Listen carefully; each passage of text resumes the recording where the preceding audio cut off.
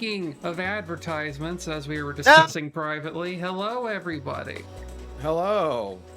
Man, Hi, folks. YouTube, when I watch on my phone, though, because I don't have ad block on my phone, YouTube is getting into the habit of giving me 2 unskippable 15-second ads. Oh, it's a wasteland on YouTube.com. No, absolutely not. That shit's unacceptable.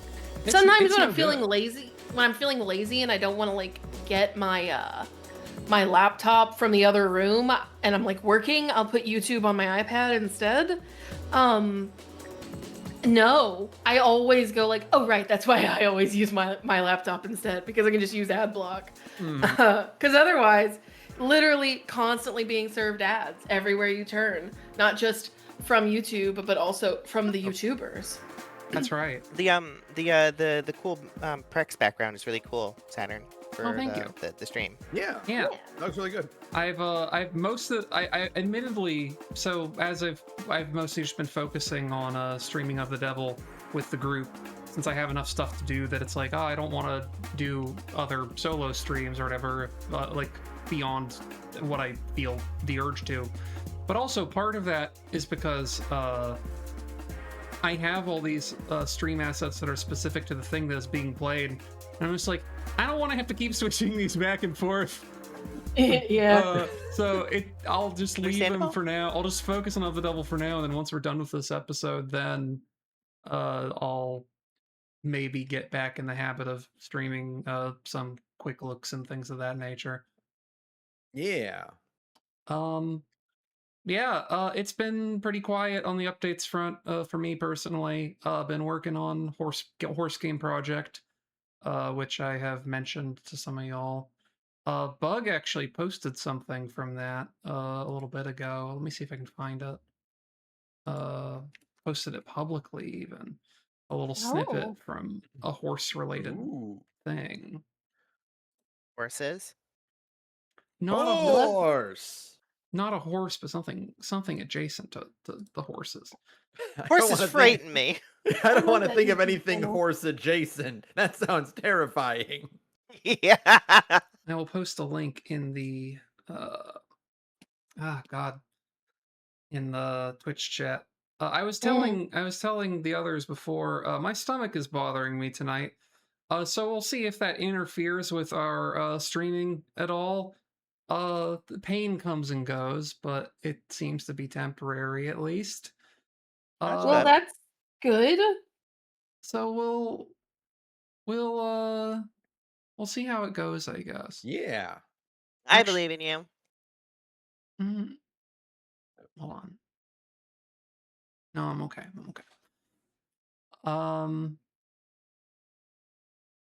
I think I have like a stomach bug or something, just like getting like momentary like pangs of whatever. Because it's normal for an Of the Devil stream. Everything will try to get in the way. It's true. Yeah, it's true. Cursed ass streams. But I can at least pull that up. And only my model's a little too zoomed in. 1 second. Let me. And there's Morg Jr. down there with you. Yeah, my little Morglet. Yeah. She's Morgan. She's judging us silently. Last time we fumbled women very badly. As you do. You know. I think that's mostly it. Just every possible fumble that could be committed was committed. I haven't fumbled. It's all going according to Keikaku. What if that's what you believe, my little android daughter? Listen, okay. I have to speak the language. I have to speak the language of love, which is his language. Please, let me have that. Let me have this. Please. I believe in you. I will also say, as Sarah can attest from some of our recording, my voice has been kind of in and out the last couple of days. I think I might be cursed by a ghost or something. So apologies in advance, I guess. I also tweaked my my audio levels on OBS a little bit to maybe bring my register up a touch, but I hope I come in clear. I thought you were gonna say that you also tweaked your neck, like in addition to all of your other medical issues, and I'm like, Saturn, is your spine broken right now? Like we don't have to do this today. Like, Saturn, go to bed. No, I want to do this today. Saturn, looking like that limbs one. are falling off. Yeah, Saturn looking like that one decrepit old grandma in SpongeBob. The guy whose heart attacks put him to sleep every night. Yeah. Yeah. Oh, right. This is my turn. That's right. Sorry, You're it's talking been a from minute. You're talking from off screen. Thank you for clarifying that for the court, Detective. That was the same story he told me yesterday down in the lower wards. He and Reyes were the second on the scene, so they focused on clearing the lower floors before meeting with Rogers. Good to have it on record so I can look it over, which we'll do. Look at that. Right. I did also at My some knife. my knife. I did at some point in the last couple of weeks get a new desk for the office, which is a bit wider, and I am realizing that it might be a little too wide for my mic arm. So if it sounds like I'm talking away from my mic at all, it is because my mic is actually a little bit farther away, and I am see. occasionally leaning kind of off screen like this so that I'm actually projecting my voice into the microphone correctly. So, Detective London testified that he and Detective Reyes arrived the second pair of officers on scene behind Rogers and Chapon. Rogers had already apprehended the suspects, so we focused on securing the area. Sunshine and I cleared the first floor. All the rooms were empty, but one was unlocked. He mentioned this last time. Yes. Awesome. Thank you, Magus. We apparently sound fine. Excellent. As for the next item on the docket, calling the defendant to testify.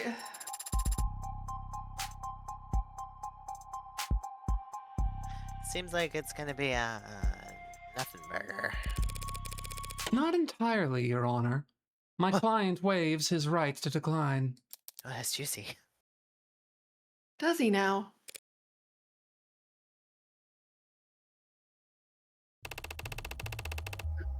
Sosuke Ikaria. I am a head of personal security at the Ikaria Financial Group. And the IFG, that's a family-run, small business, mom-and-pop operation, I take it? Family run. Wow, Mr. Ikari, I feel like the court has a strong understanding of the circumstances you found yourself in. How were you captured and tortured by these 4 known criminal associates, all of whom are now dead?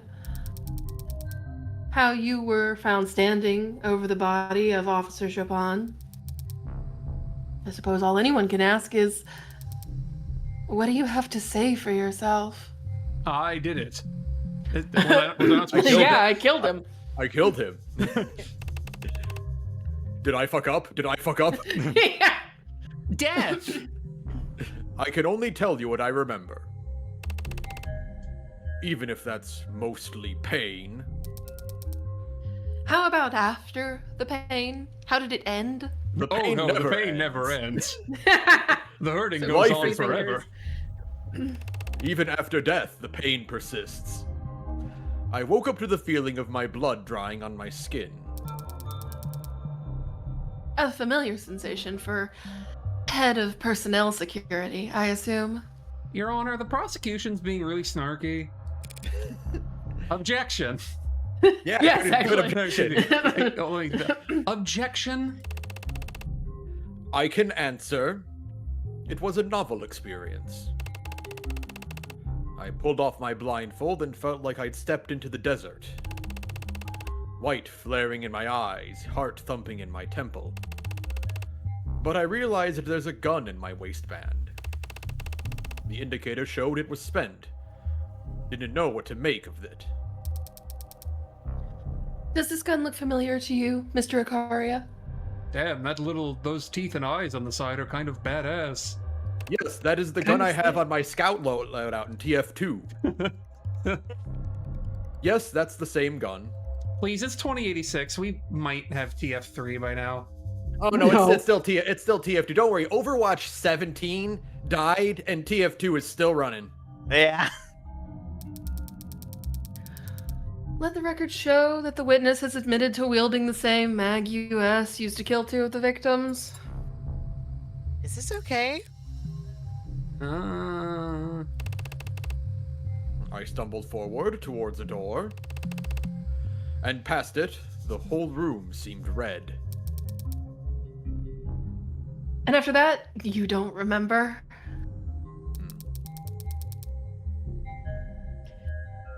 Anything else you'd like to say to the court, Mr. Akaria, before we finish? There is one more thing I recall. I remember holding my sword. So he admits it? You remember holding your sword? Damn, Unk is chopped. Chat, are we cooked? That ain't good. That's very interesting of you to say, Mr. Akaria. It was on the ground, and it's important to me, so I bent over and picked it up. Do you recall the next thing you did with that sword, Mr. Akaria? No. The next thing I know, I'm being transported and read my rights. I see. Your Honor, do you feel we need to continue The questioning? the trial? Ouch. Ready to begin cross-examination at any time, Your Honor. If you insist. Round 1. Fight. Surely we're past round 1 by now. So, our toys today are cut bindings, Yoru, his sword, and the Magus. Right? Woke up in that room blindfolded and in pain. Yeah, we've done this. Managed to done- untie my bindings and stumble forward. That's when I noticed the gun sticking out of my waistband. I was alarmed, but the ammo was already spent. When I stepped through the door, everything on the other side was red. All I could think to do was bend down to pick Yoru up off the floor. The next thing I know, I was in an ambulance, having my rights read to me. This guy isn't lying about anything, is he? No, he's just subconsciously glossing over a certain key detail. The sword was jammed into The floor. Chopin's back. Yeah, like in the floor. Yeah. Well, that's one thing. So let's look. So Sosuke's sword, it was found impaled in Tariq Chopin, chipped at the points from being jammed against the floor, presumably. However, it was in the floor at one point. It would depend whether Chopin was killed before he got himself loose or after, right? True, okay. Of the other things that were there, we also saw the Magus, which that his description of it basically fits our understanding. It was left in his waistband, and we had already fired both shots out of it. The other one was the cut bindings. Stitched dried red, clearly cut with something sharp. So the interesting thing to note here is, I suppose, if he picked up his sword earlier, that means that, or after he left the room, that means that he didn't pick up. That means he didn't use his sword to cut the bindings. He used something else that did not come up in his testimony. True, okay. That seems a little light, but let's... Well, that's a hint here. He's glossing over something important. All the trial prep in the world can't undo multiple concussions, I suppose. So woke up blindfolded and in pain. So... That we're one, gonna call this untie. one. So he did not untie it. Right, because they are literally called cut bindings.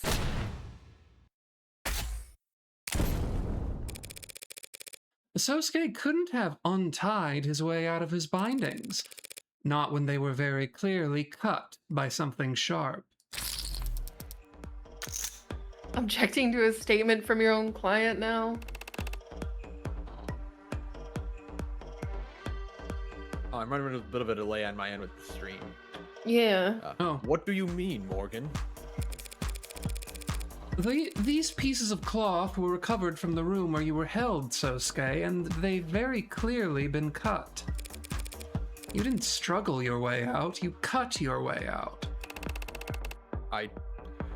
Yes, now that you mention it, that's right. But if I cut myself out first... Your Honor, the people ask that the defense do their testimony coaching before the trial begins from now on. We would have if he'd ever bothered to bother trying. As it stands, this has been a colossal waste of time. Yeah, I mean, this detail probably isn't important, right? It's very important, Your Honor. If he used a blade to cut himself free from his bindings, that means Sosuke couldn't have gotten free until someone handed him a blade. Meaning that the people's theory of a daring escape mid-interrogation is doing just fine, thank you for asking. None of us in the court here today seriously believe this man or his memory can be taken as the truth. Then forget him and just look at the bindings. They're hard physical evidence and they had to have been cut. By something sharp. What do we know that fits that description? You think it was Yoru? His captors kept him bound in that room most of the night, then cut him from his bindings with the sword to bring him into the main room for questioning, where he turned the tables on them before slaughtering them all.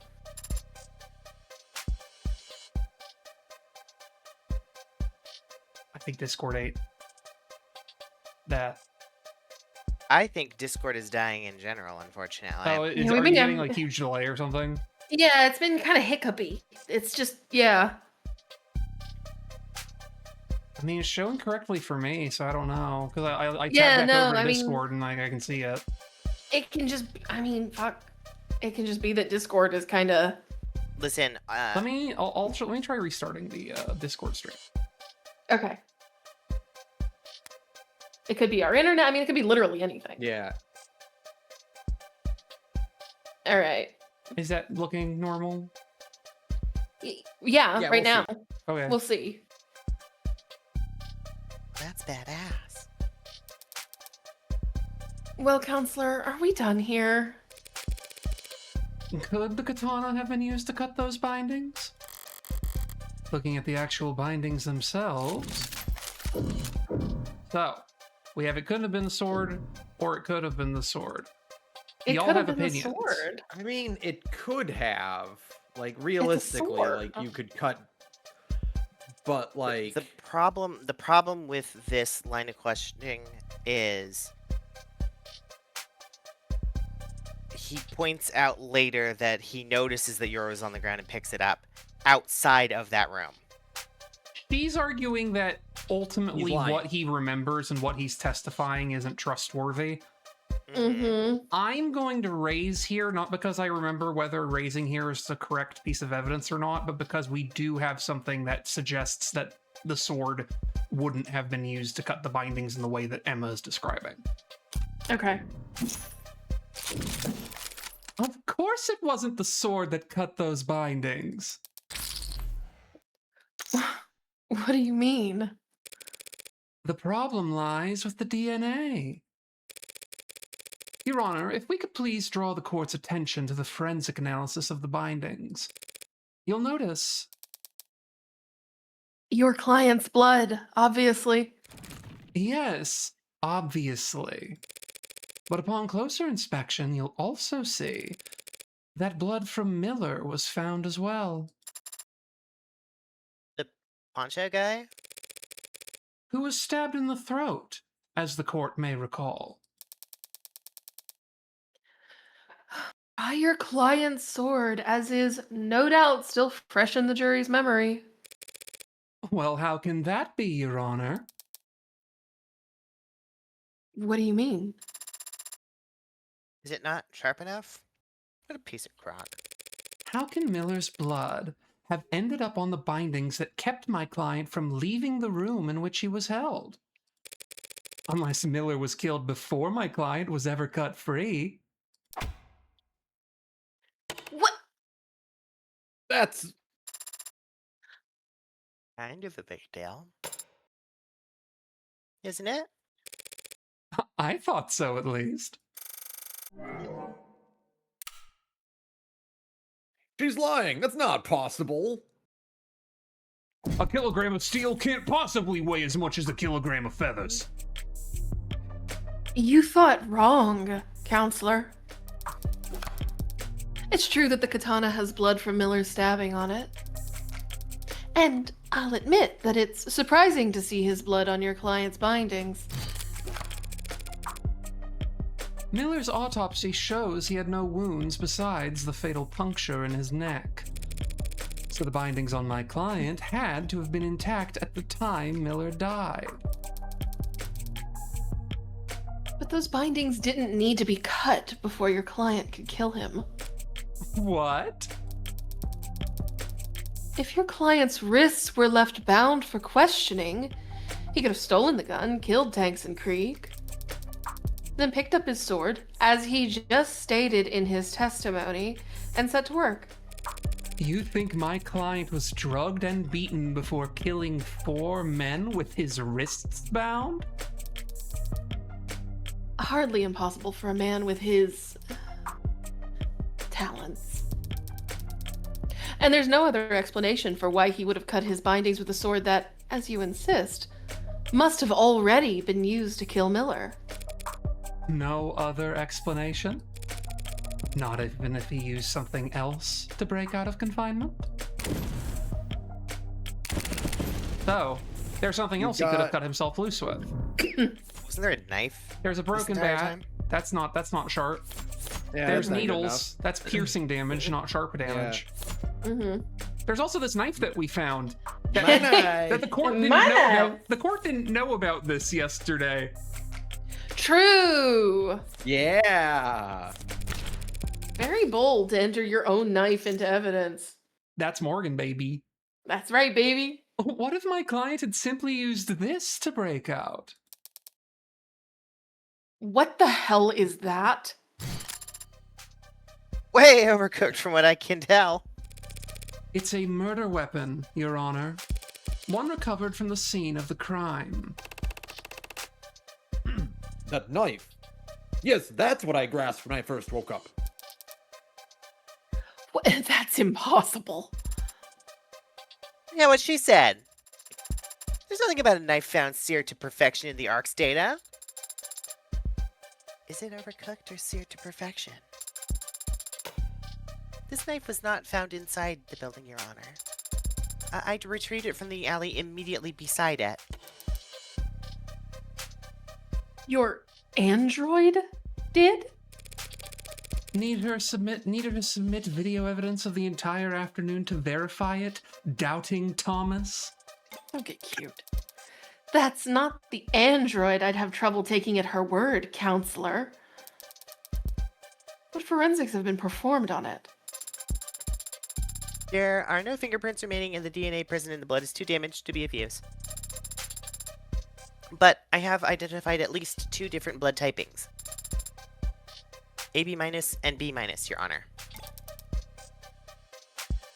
Your Honor, the people are, of course, interested in forensic analysis of any evidence that seems pertinent to the crime at hand.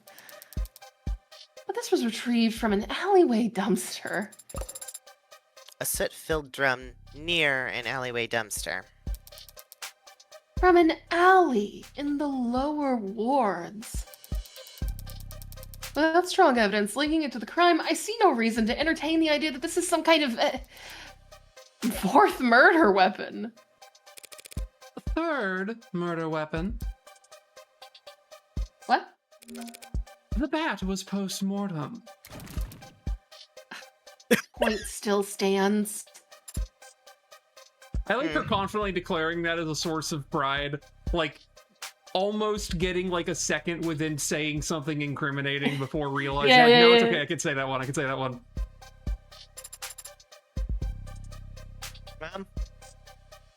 How about it, Margie? Any link between this totally not suspicious fire-broiled knife and our crime?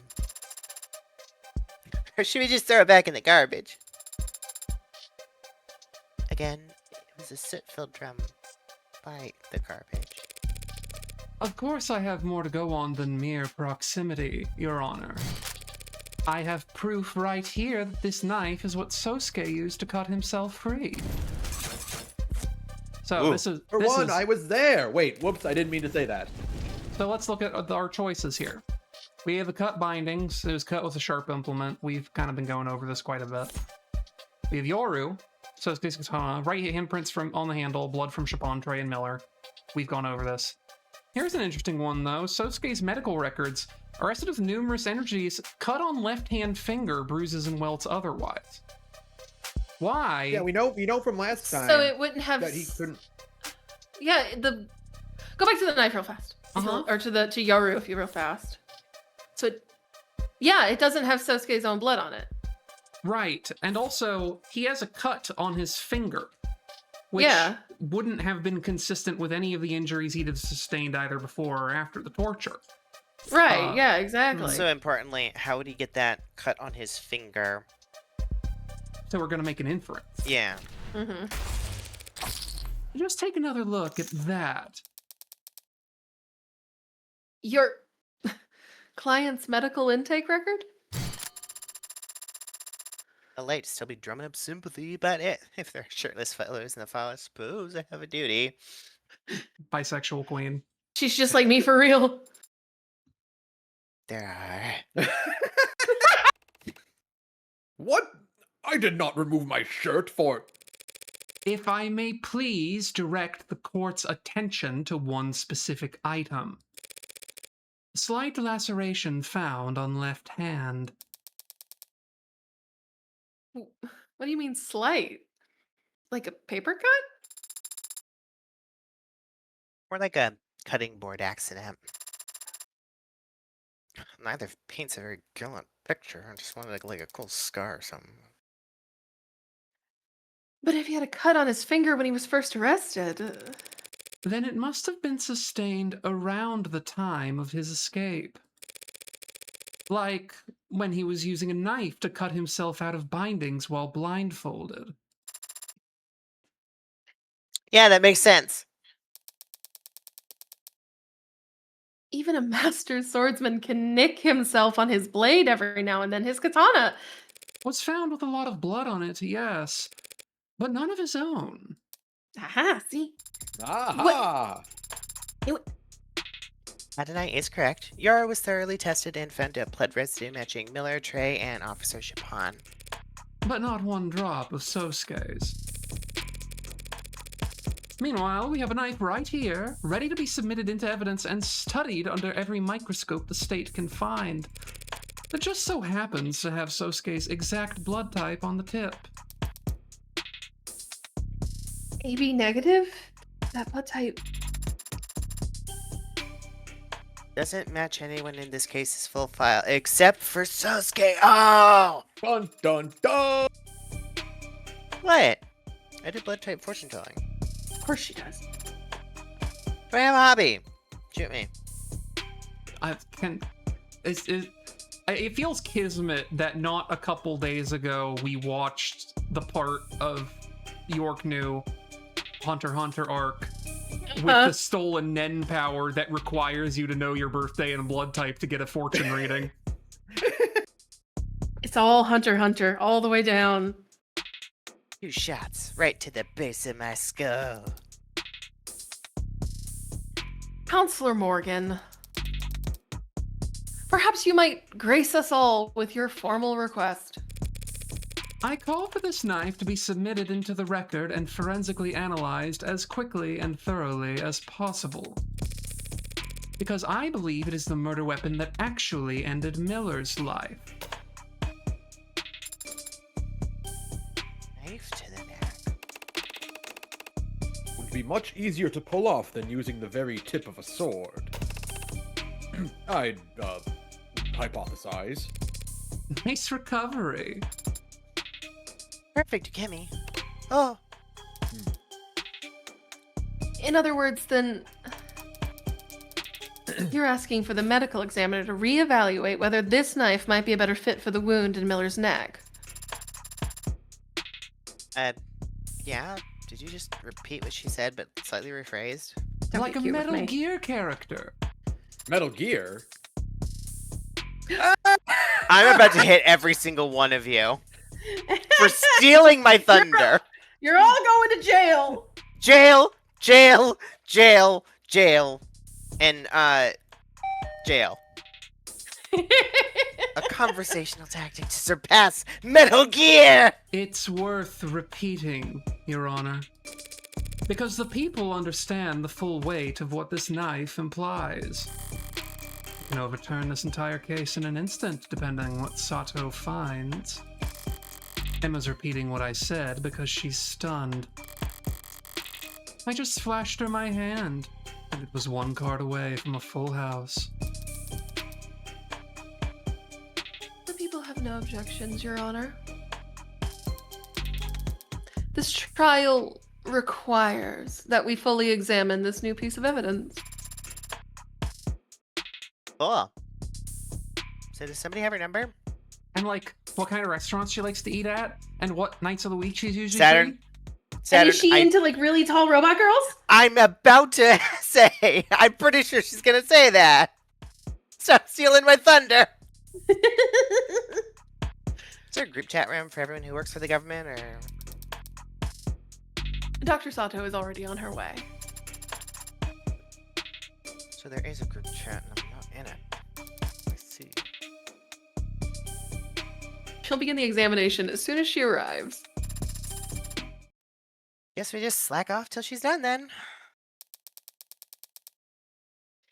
It occurred- What? Team sleep. The government official polycule group chat. Yeah. It occurs to me, Your Honor, that we ought to thoroughly examine why this possibly critical piece of evidence was not found during the police's investigation. Farah in the in the government polycule group chat is like, why the fuck am I in here? I'm not in here. And it's just like, aren't you fucking Counselor Morgan? He's like, no, No? she's not even in the government, is she? And was like, oh yeah, and there's bans Farah from the group chat.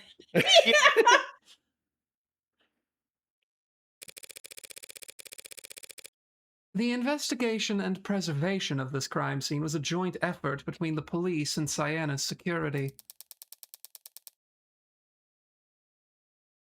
Then perhaps our next witness can shine a light on the source of this deficiency. We have another witness to talk to before Yumi Sato shows up, I think. Hey. Oh, I'm gonna be talking a lot this time around. Yeah, you have 3 characters in this scene nominally. Oh man, 8084 in the background. Oh good. I'm so Oh, happy. I took a screenshot of this when I played through the first time, and I did for the announcement stream try to see if I could find a crop of this that looked good on the announcement card, and I just couldn't make it happen. Tragic. Sad. Adelaide Hahn, site manager at Cyanus Security, is served as supervisor for the scene of the crime in case 356319B. Wow! Can I call you lady? Nah, babe. What should I call you, though? Well, you can keep call me babe or You address the adjutant as Your Honor. awfully cold name for such a hot. Why the hell wasn't this knife found sooner? Well, I hate to throw a business partner under the bus, but We at Cyanus Security maintain the perimeters and stand watch over secured scenes. It's the cops who do the searching and flagging. You'd have to ask them why they didn't go dumpster diving. It was a drum. The police aren't your business partners, though, are they?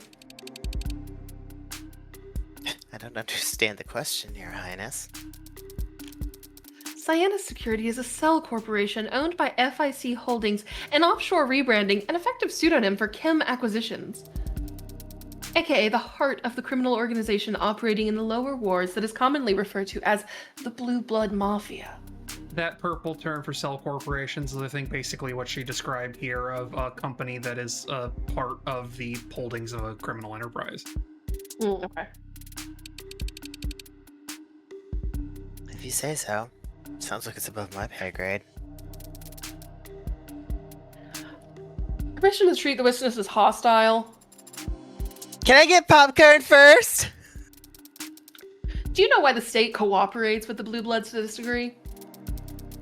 Why you're allowed to run your business and manage your petty fiefdoms? Hey, fiefdoms? How about this? It's a free country and we're loyal, capitalist, tax-paying entrepreneurs. You got your own explanation? It's because you're insignificant.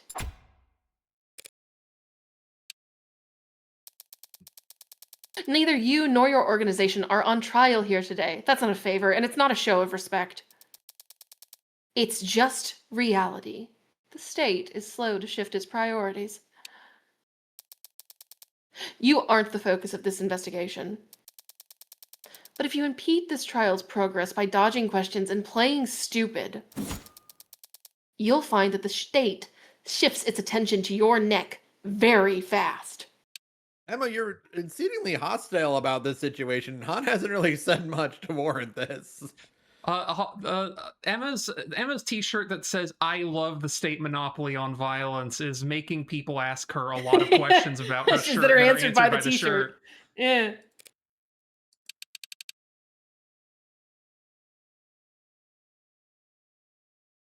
You got questions for me then? Why wasn't the alley searched? Because the police found all the murder weapons within minutes. No rational person walked into that bloodbath and thought, gee, I wonder if there's a knife buried under a pile of ash in the alley downstairs. Your witness, counselor. My turn. If my hunch is right, it'll be critical that I gather as much information as possible about the scene of the crime and the ways in which it changed after I left. When did Cyanus Security first arrive on the premises, ma'am? Midnight? About 2 hours after my client was arrested. You're sure? Checked my messages and saw the time right on my phone when we got there. You were there yourself? Trouble with being a site supervisor. I gotta stay on site. A lot of naps and parked cars. Han, let's slip a few details about the building's setup when we first met. Time to get it all out on the record. Do you know who owns the building these crimes took place in? I don't. Do you know who installed the security features on location? It was Cyanus. Must have gotten hired by someone. Not my department. But you recognize some of the handiwork. Well, the front door was Cyanus. The individual vault room locks too. That front door was locked when officers arrived. They had to shoot it open. Shouldn't your security systems recognize officers of the law? Our doors use physical locks. A lot of folks in the lower wards wouldn't trust a fob scanner that could be hacked. The physical locks can be bypassed too. Like with a gun. Sure, but at least that takes time. So, what's our press here? Do all the doors require keys? I mean, I would assume yes. That we know that one already. All the doors are locked. Yeah. We can stay. There was one that wasn't. We can stay. That one, Yeah, I forget if they said if that was locked when they got there, but then wasn't late. No, it wasn't. That's right. Worst case scenario, we can revisit that if we come up short on blackjack. Mm-hmm. It was a warm night, I'll bet. You asked me about the weather? Not exactly grade A small talk. Relevance, Your Honor. I was trying to be polite, but if you insist. Were the windows open in the building when you arrived? There's a lot of windows, not sure. The crime scene in the room directly below it? Were there windows open? Yes, those windows were open when the Cyanus arrived. Strange. Didn't it rain that night? That drizzle was over before 9 p.m. And even if it had been a downpour, it's not a crime to risk getting your windowsills wet. Alright, so the building wasn't completely sealed by the time you got there. Suppress.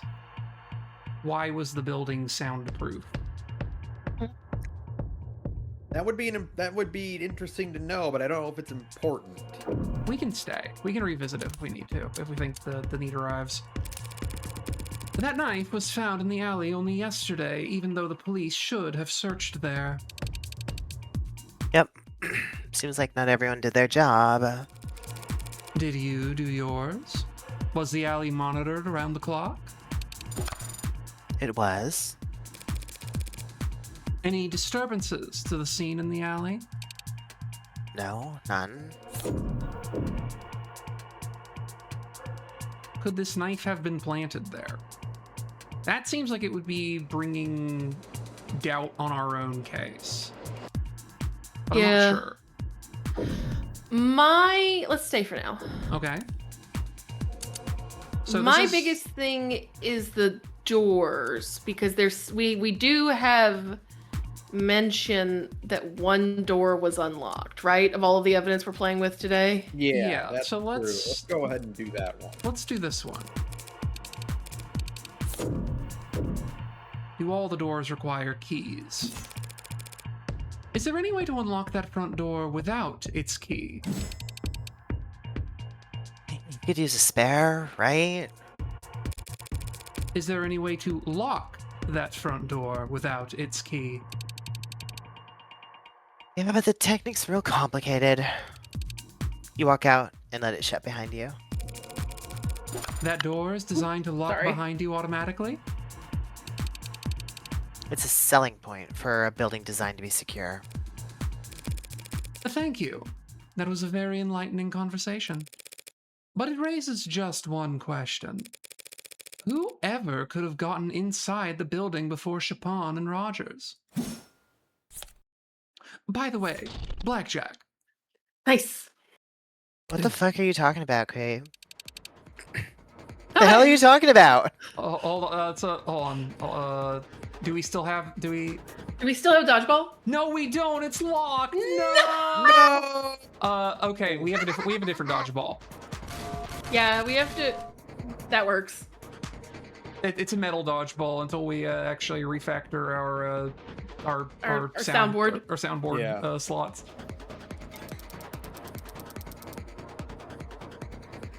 Your Honor, perhaps Counselor Morgan might narrow down her absurd attention-grabbing claim first, so that the people can properly eviscerate it.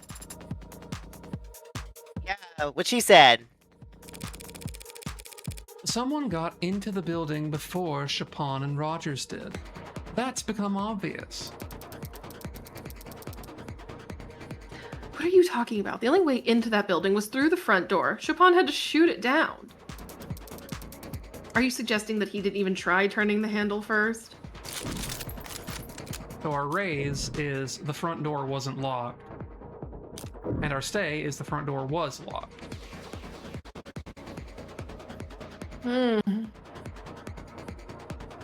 My thinking is, this makes more sense because ultimately it's not like you have to leave the building for the door to lock when it closes. Right. So someone could have gotten there first and just And then have just been hung in the out. building. Yeah. Yeah. And in fact, we may even have evidence to suggest this. Okay. No, the door was definitely locked when those two arrived. This witness had testified that the door is designed to lock itself automatically. So it's impossible for the door to have been left unlocked. As you say, but in that case, if we know that the front door was locked all night, and we know that the master key was found on Creek's body on the 3rd floor, then where do I even... What the hell are you trying to say, anyways? This feels like a canonical Sarah and Saturn conversation. Where I just Yeah. I say something and you're just trying to entangle it and just like, what the fuck are What you the hell does talking that about? even mean? Can you just explain yourself? Just that they used a spare key. Your key, how convenient. But completely unfounded. The witness just testified that a spare key is the only other way in. But there's no proof that a spare key even exists. Probably not, no. Probably? So how about I show the courtroom where it was hidden instead? So. It's probably what do not we got? this. We already No. we already looked through it. Mm-hmm. There's sound system. Wouldn't really make sense to be hidden in there. That's No. inside the building. Fire escape, you can't really get to from the alleyway because the ladder doesn't go all the way down. Dumpster. We found this in the alley, and there's some Signs of evidence it that being suggests it's moved. been moved. Oh. Oh. As though someone was perhaps trying to retrieve something that was under it. The dumpster. What is your obsession with presenting evidence found in the garbage? That's a Saturn. That's a Sarah screaming at Saturn quote. Yeah. I'm going to ignore that comment. And besides, there wasn't a spare key in the dumpster. It must have been underneath it. What is... Is that true? Hey, don't look at me. I have no idea what she's talking about. That dumpster has clearly been moved, as indicated by the markings left behind from dirty rain in the lower wards. Isn't that We that can see- game by we can- David Cage? We can all see those marks, counselor, but it could have been moved at any point after the last time it rained down there. The witness just testified that the last time it rained was 9 p.m. on the night of the murder. So what? Your claim is that a spare key to the front door was left underneath the dumpster? Not so dissimilar from leaving a spare key under a potted plant. Or a setting stone, or a Biwa statue. This isn't anything like either of those examples. That dumpster is massive and its wheels are long gone. Correct. So if anyone had moved it after the police had arrived, the cops definitely would have heard it. If it was moved after the rain stopped and before Chapon and Rogers got there, that narrows it down to sometime between 9 and 10 p.m. And of course, someone would only bother to move a dumpster that heavy if they knew what they'd find underneath it. Someone like, oh, I don't know. Someone like this dead guy, or this other dead guy, or this other dead guy. I'm a dead guy. Or maybe the site supervisor at the crime scene who's alive. Maybe the maybe Modded the person- arms. With modded arms who could move a big, Oh. heavy trash can. Yeah. With gorilla arms. With gorilla glue. No, that's not. No, with the cyberpunk thing. Yeah. You know, he has that special ability when you get really mad and you can just punch someone's head directly into salsa. It had to be Han, of course. Counselor? As a known associate of the Blue Blood Mafia and an employee of the security company who installed the front door at the crime scene, she'd have known exactly where to find a spare key. That dumpster also happens to be incredibly heavy. But I don't believe this witness's mod documentation has been submitted to the court. Could you estimate for us your approximate lifting strength? Lift with your back, not your arms, lady. Pushing strength, then. Me? I could push over a flower. Fact is, you're just bullshitting. There's no proof for any of what you just said. We could check for your fingerprints on the front door. Well, you find them, because I've used it plenty of times. It's my job. We could check for your fingerprints on the dumpster. Well, that thing's filthy. You'd get nothing but partials from a bunch of unlisted and and addicts and whoever else stumbling around in that alley. Would we?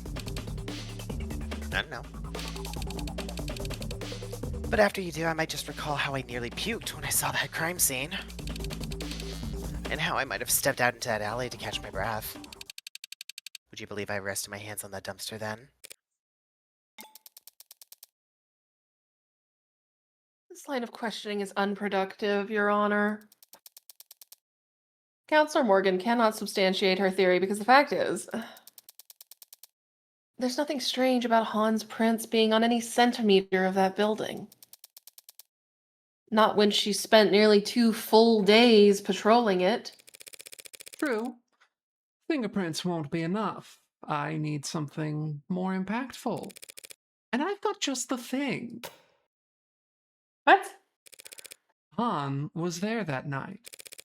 She was there before the police ever were, and she was there long before Sienna showed up at midnight.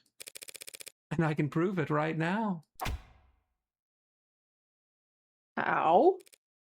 Exactly. What? Who's on first? I hate having conversations with Saturn like this. It happens all the time. I'm going to prove how she got there before the police did. Hey, remember this old chestnut? What the hell is that? Adonai, did you really have to do that again? What is happening right now? This is a simple whistle. Every time I press it, every ad in the courtroom picks up a rather nasty frequency, as does any phone with the proper receiver app installed. So, should the witness be excused so she can answer her phone, Your Honor? Brought that shit into the courtroom. Well, yes, it's my job. Where exactly was this whistle found? At the scene of the crime, of course. Near where Creek's body lay. Police must have disregarded it as a keychain or toy. Didn't anyone ever teach them that when you find a button, you should press it? That's the exact opposite of what you should do at a crime scene. Yesterday, Dr. Sato testified that Creek was alive for several minutes after being shot. If he pressed this whistle even once in that time, the witness's phone would have started getting alerts. As I've demonstrated to the court just now. Anything to say for yourself, Miss Han? Did someone install the app on your phone as a prank? Its reception has a limited range. The lower wards is a tight-knit and high-density community. How far could you have been? Far. I wasn't in the area that night. Doesn't matter what range she was at, Your Honor. The defense claims that Han entered the building with some kind of spare key, letting the front door lock behind her to block Chopin and Rogers. But those 2 officers did enter after they shot the lock, at which point they didn't run into the witness. Creek was shot at around 9:45 p.m. Considering the time it would have taken Han to arrive and retrieve the spare key, she would have only been a few steps ahead of Chopin and Rogers. After coming so far with your brilliant spare key deduction, are you now going to claim that she simply ran away? No. At that point, she would have had to hide. And we have evidence to suggest that she did this. We have the front door, which is we discussed this already. We have the dumpster.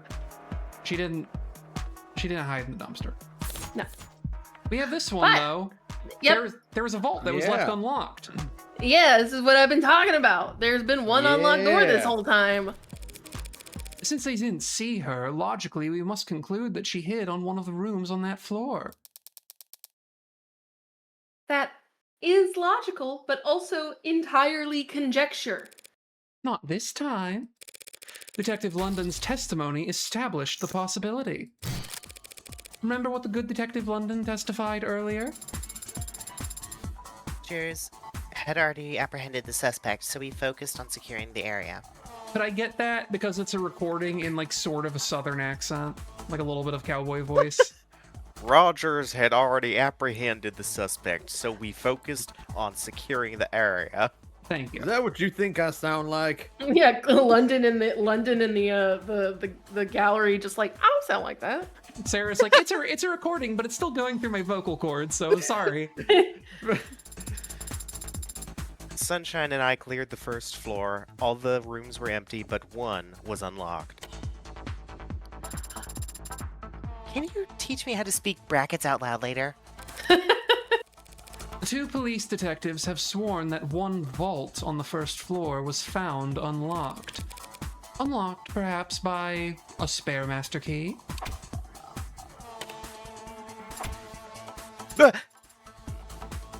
Is that some kind of big deal?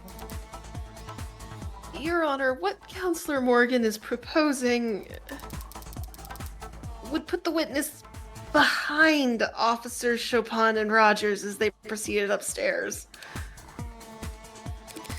Not a bad place to be, if you want to do some backstabbing.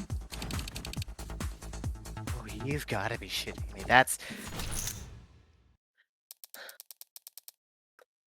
Some creative geometry you're employing, Counselor. Imagining the witness is somehow getting positioned behind Tariq Chopin, yet somehow remaining invisible to the eyes of Officer Rogers. That's... Non-Euclidean crime scene recreation. Very novel. insult sounded really smart, so I'm inclined to agree. I thought I had something, but when I tried to put the cards on the table...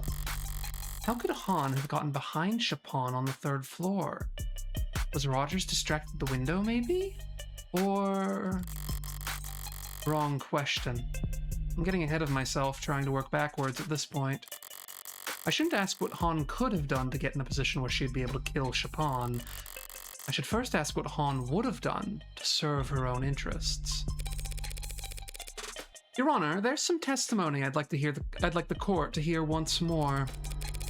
If you could access the stenography protocol... The what protocol? Was I supposed to be taking minutes for this meeting? I can recall any testimony you want to review, Adonai. If Han won't self-incriminate, then the only testimony that could give me a clue as to her actions would be... Rogers, right? Because we've trusted. We can't really call London's into question. And I they've don't know. established they don't Yeah, they don't trust like Sosuke's testimony, so perhaps Yeah. Rogers- Rogers is the golden boy of this. They have to believe him. He would never lie about anything. Recite Rogers' testimony from yesterday. Also, this one pertains to that room. Yeah. That's true. Start from after they entered the building. What are you fishing for? Oh, we have an ad break for a minute, so I'm going to tab back over to the RV screen before I continue. Hey! Hey, just the good timing. Build up some suspense. That's right.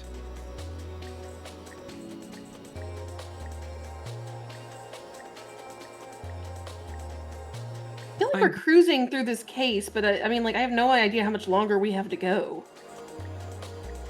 I Yeah, know, we're I know making the shape headway. of the rest of the case, but I also don't remember how long that takes. So, big shrug. We'll see, I guess. We'll see. I'm being very brave despite my tummy discomfort and enduring for long. You have it. You're streaming with a tummy ache. Makes you Yeah. like one of God's strongest soldiers, really. I've done that before. It's not enjoyable, but you have a duty. You have a responsibility. Right, I do. And There's no way you can postpone a stream. It can't be done. no, especially not when it's been like 3 weeks since the last one. Yeah, But and it's we're like okay. at the end. Because now we're back. And you already said that line. Do this in, I guess, your best. I forget, Ben. You're kind of doing like a Weasley guy voice for Rogers, right?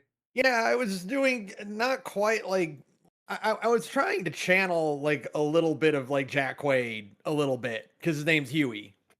That makes sense. Oh, OT, I yeah. trust you.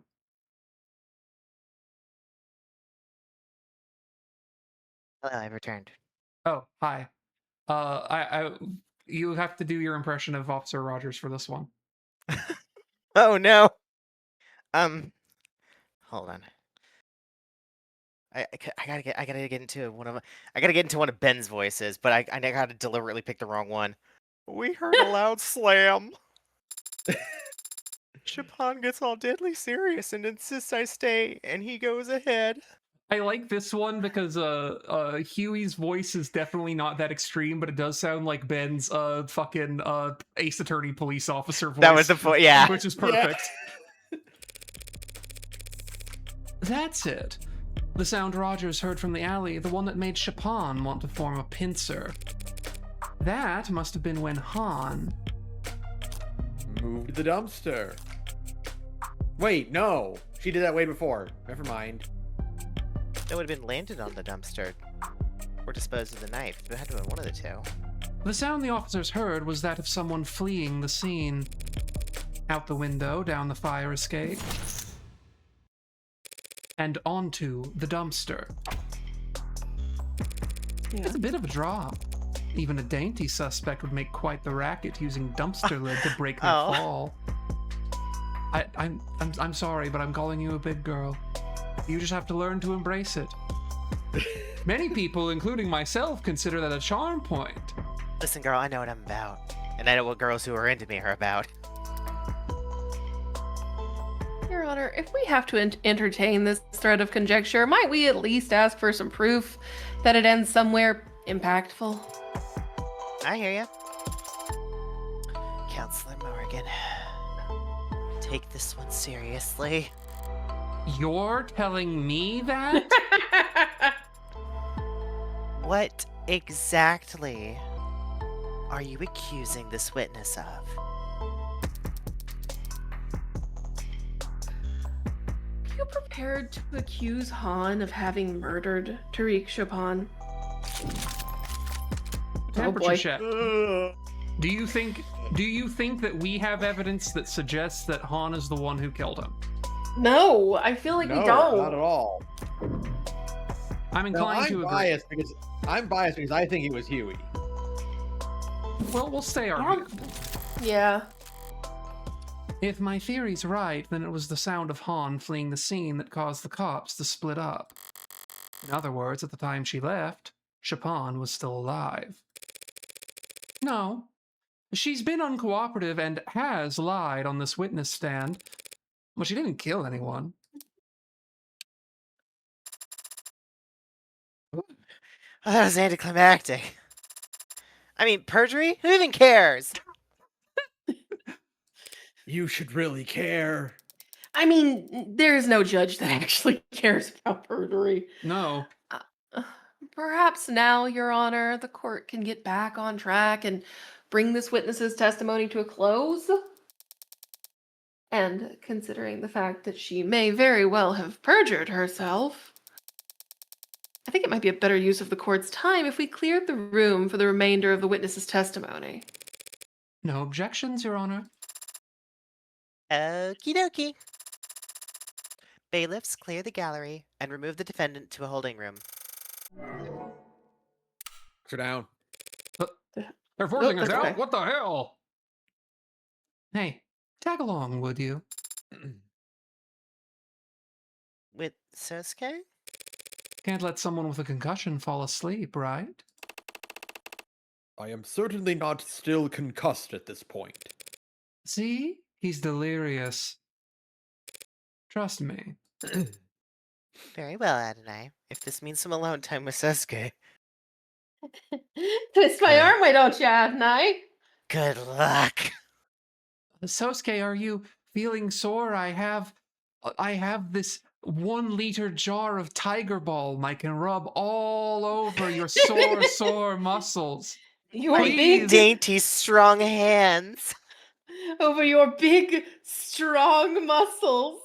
I'm not a fan of the way Tiger Balm smells. I mean, I have normal lotion too. I Please. have just lidocaine.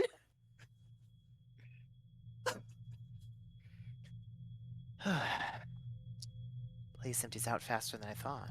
I want to imagine that the gallery cleared out, like in that episode of Dexter's Lab, where after the Chuck E. Cheese performance, the crowd flies away because the South Korean animation studio didn't understand the note. The audience takes off. Yeah. I choose to interpret it as from Dragon Ball Sparking Zero, when you use like one of your super moves in the tournament arena, and like if it looks like it's going to hit the audience, there's a cutscene where the announcer shrieks about it, and then the entire audience just runs away screaming in the span of like 1 second. Yeah, it's really good. No gallery, no jury live feed, no bells and whistles. You just give your testimony to the defense, the people, and moi.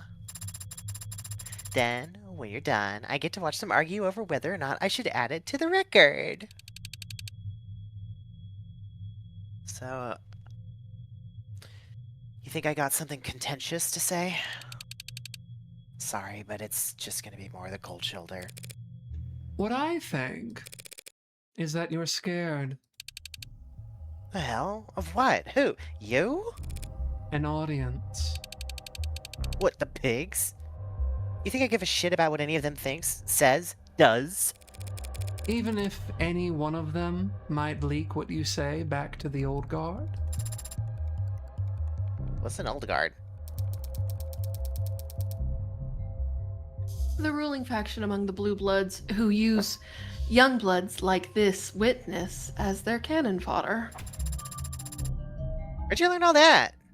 You binge a late dine special? Knowing Emma, she just learned all this from... As a matter of fact, I did. Old guard knows where my loyalties lie. I'm no snitch. So now there's someone to snitch on. I don't help state prosecutors, and I definitely don't help Ikarian lawyers. The court's already emptied out. We can sit here in silence if you'd like. 15 minutes of nothing, and then you walk out.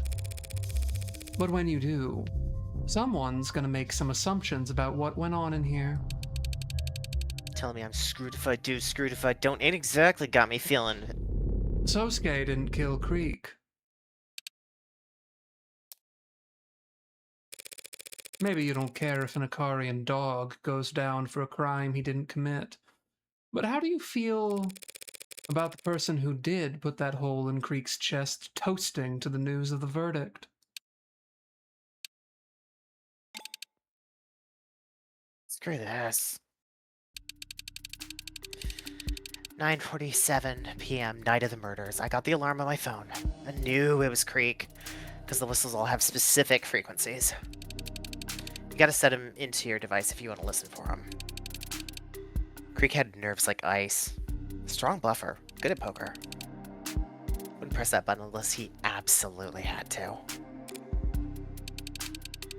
I ran. Was fastest that way on foot. Usually is. In the lower wards. I knew the spare key was. Helped set up the whole damn place. Doors, keys. Soundproofing. I stepped inside and... had just got my phone light out when those two idiot cops came up. Reds and blues, but no siren. Trying to be some kind of movie shit. I thought they were gonna shoot me. Then I heard Chapon getting ready to break the lock, and I knew they were gonna shoot me. Used the spare key on the nearest vault, dipped inside, and prayed they would just head upstairs. Lucky for me, I did. You followed after them. At a distance, but yeah. Saw their boots on stairs, their shoulders around corners. They split on the second floor. One went upstairs. He was quiet, except for that squeak on the fourth step. Creek used to joke that was a valuable security feature. They separated on the second floor without any prompting? Well, the other one was stomping around the second floor, so I was able to keep my distance. I always knew exactly where that one was. Then one shouted down. He shouted, saying that everyone was dead. It must have been Chopin just before this guy snuck up on him. I liked Creek. His boys were alright too. Oh, but I did not want to join them in Red Hood's company. So I didn't risk sticking around a second longer. I opened that window on the second floor and jumped for the ground. I was willing to hurt my knees, fall on my ass if I had to. I ended up smacking the dumpster instead.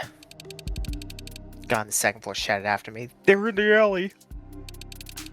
I heard windows slide open above me, footsteps on the fire escape. My knees had stopped shaking and the fog was with me. They never saw me.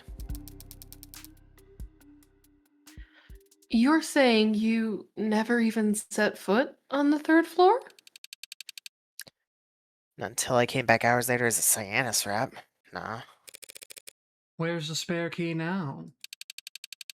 Bottom of the bay at the moment. Hell of a throwing arm, as you can see. Ain't gonna help you go snorkel around for it if that's what you're asking. Well then. The people thank you for your testimony. You've cleared up a number of oddities surrounding this case. Though none of the answers you provided have changed the fundamental fact of what the defendant is accused of. Not quite. She was in and out, counselor. Didn't even set foot upstairs. I know. Not until she came back to secure the scene, right?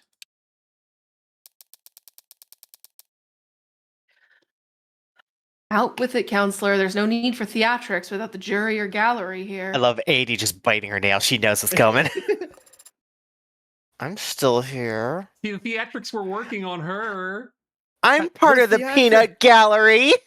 The theatrics are for me and me alone. I only do this for my own selfish reasons. And was like, wait, you just talk like that all the time? What yes. the fuck? Yeah. I do appreciate the witness being so forthcoming about her first visit to the scene. Now I just need for her to explain why she started covering up evidence when she returned. What are you talking about?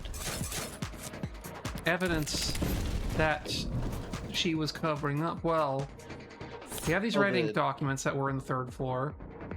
Yeah. We have this knife that was found in the alley barrel. We have this vault that she was in. Doesn't really seem like anything was being covered up there. And we have this paper we found on the second floor Yeah. that has a Cyanus logo on it and a big conspicuous boot print. Yeah. And also tons of Yeah. trash littered in the room as though to obscure its presence. Uh-huh. Why go to such effort to hide one small scrap of paper? What is that? More trash? Seriously?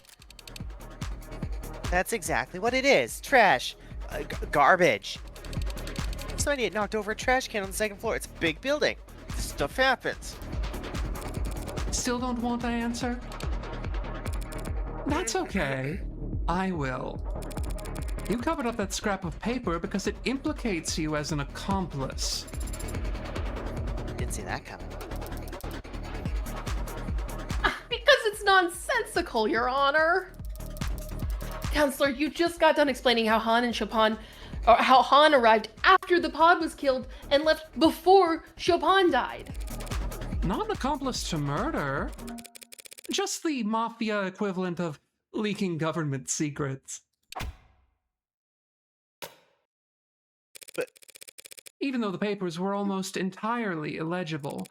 It only took 4 characters for the P492 plan to blow up in court yesterday.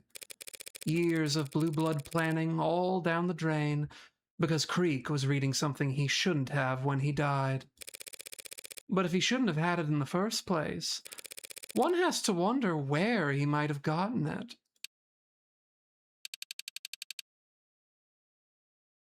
Because of that one goddamn watermark. Identical to the one on your own business card. Diana's security? You leaked the red ink? We can never ask nobody for nothing. Dumbass was a giver. Gave money, he gave food. Blood, more than any of us. Enough that the weaker ones wouldn't have had to have to get stuck. A guy like that came to a two-faced con host just like me and asked for help. That red ink is radioactive. Anyone caught with it, why would he ask you for it? Oh, old guard knew Creek was charismatic and brave, smart. Everything they feared in a young blood. But they also knew Creek made them too much money for them just off. So the old guard decided to wear them down instead. More jobs than any other crew, more responsibilities. Less downtime, no sleep. Keep them too tired to have time to rebel, then wait for him to screw up. So you can make an example of them when they do. Managers would do the same thing when a host got too full of themselves. Started thinking they were the ones bringing in the money. They were the ones who should keep it. Just put them on the grind. Grind him into dust. One old bastard trying to grab that Akaria kid or whatever. At the same time, another expected to do some kind of arms handoff to a big shot. At least, that was a rumor. But the point is, Creek knew they had a target on their back already, so they wanted some kind of deterrent. They could have dropped that red ink into any ink box in town, like a tactical nuke, if they had to. But maybe that's why they fired their missiles first. You think the old guard killed Creek? I don't think it was that pretty boy Hound, nursing those broken bones. Sosuke sneezing somewhere. Oh, that only happens when people call me pretty. Huh. Strange. Someone must be thinking of me, but who? Slowly looking over at Sarah. Sarah just grinning. Did he off the Chapon guy, though? I mean, I kill a stuck-up spoiled prick like that for no motive, so... Did that answer your questions, counselor? Not the most burning one. When did this scrap of paper arrive on the second floor? Wasn't there when I ran out that window. It was dark and you were panicked. How could you even notice? Also, Badman Twitch, I'm also glad you noticed that as well. I do really like the commitment to having Creek be a character who, I think I mentioned this in the prior episode, Creek being a character whose pronouns are any and all, and the way people refer to them, signaling either a way that they think about them, or in the case of Han, her changing the pronouns she uses for Creek depending on, like, whether she's still putting up a front or not. Yeah, whether Right. she's being honest about who Creek is. Yeah. Interesting. I didn't really pick up on that. Paper's white. If you had seen it, would you have taken it? You kidding? Yeah, of course I would have taken it. Would have eaten the damn paper to make sure. Why didn't you simply eat the damn paper later when you did see it? Removing an item from an ARC-scanned building would set off any number of red flags. And the first thing that would happen is they'd wind the clock back to see what it was. That's what I did. Looked back to see how the hell I missed it, but the damn thing was in every pic the Arcs had. Right from the beginning. Knocking over trash died. It was the best I could do. Low reward survival tactics. Hide in numbers. If this scrap wasn't on the second floor when you left, but it was on the arcs from the start, that means Reyes's body cam saw it by the second floor windowsill, the one that connected to the fire escape. Your Honor, I believe we're done with this witness, even though all we've managed to establish is that... Hold up! That someone went from the third floor to the second floor without taking the stairwell. Someone circled around. You got all that from one paper? Am I stupid? Many such cases. Just because those papers originated on the third floor? And he's like, hey, I heard that! You have to be nice to me! It's been transcribed. Now everybody knows. If that scrap was found by the windowsill, someone could have taken the fire escape. Exactly! Could have. Someone could have. But obviously they didn't, because then they would have run right into... Dr. Sato. What? She has some evidence or DNA or whatever. Maybe even an updated autopsy report, if you even care. Should we let her in? Your Honor, you're the one overseeing the trial, so... So I can cry if I want to. Open her up. And kick the flirt out. Hey, Miss Morgan. That Ikarian dog didn't kill Creek's pod. No, he didn't. You gonna find out who did?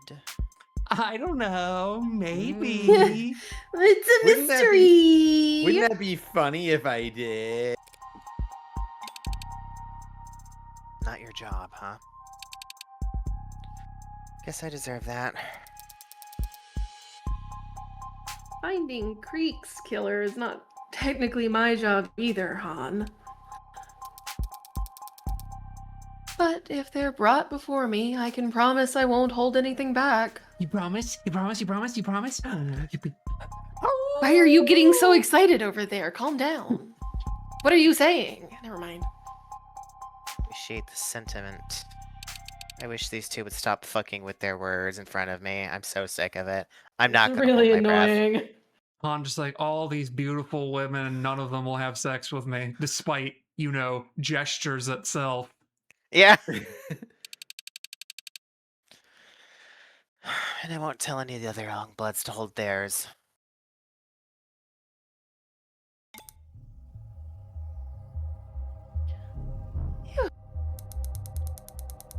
Lots of news to break. I'll leave the interpretation of the good and the bad to you two. That's cool. Just imply I'm the ugly. It's fine. Counselor Morgan's hypothesis stands. This knife matches Miller's entry room. Well, how about that? And it matches the wound better than the katana, considering what we learned yesterday. Hey. I'd be ready to say this is definitively the murder weapon used to stab Miller. But I've had no more luck with DNA testing than Sarah did. You weren't able to get anything?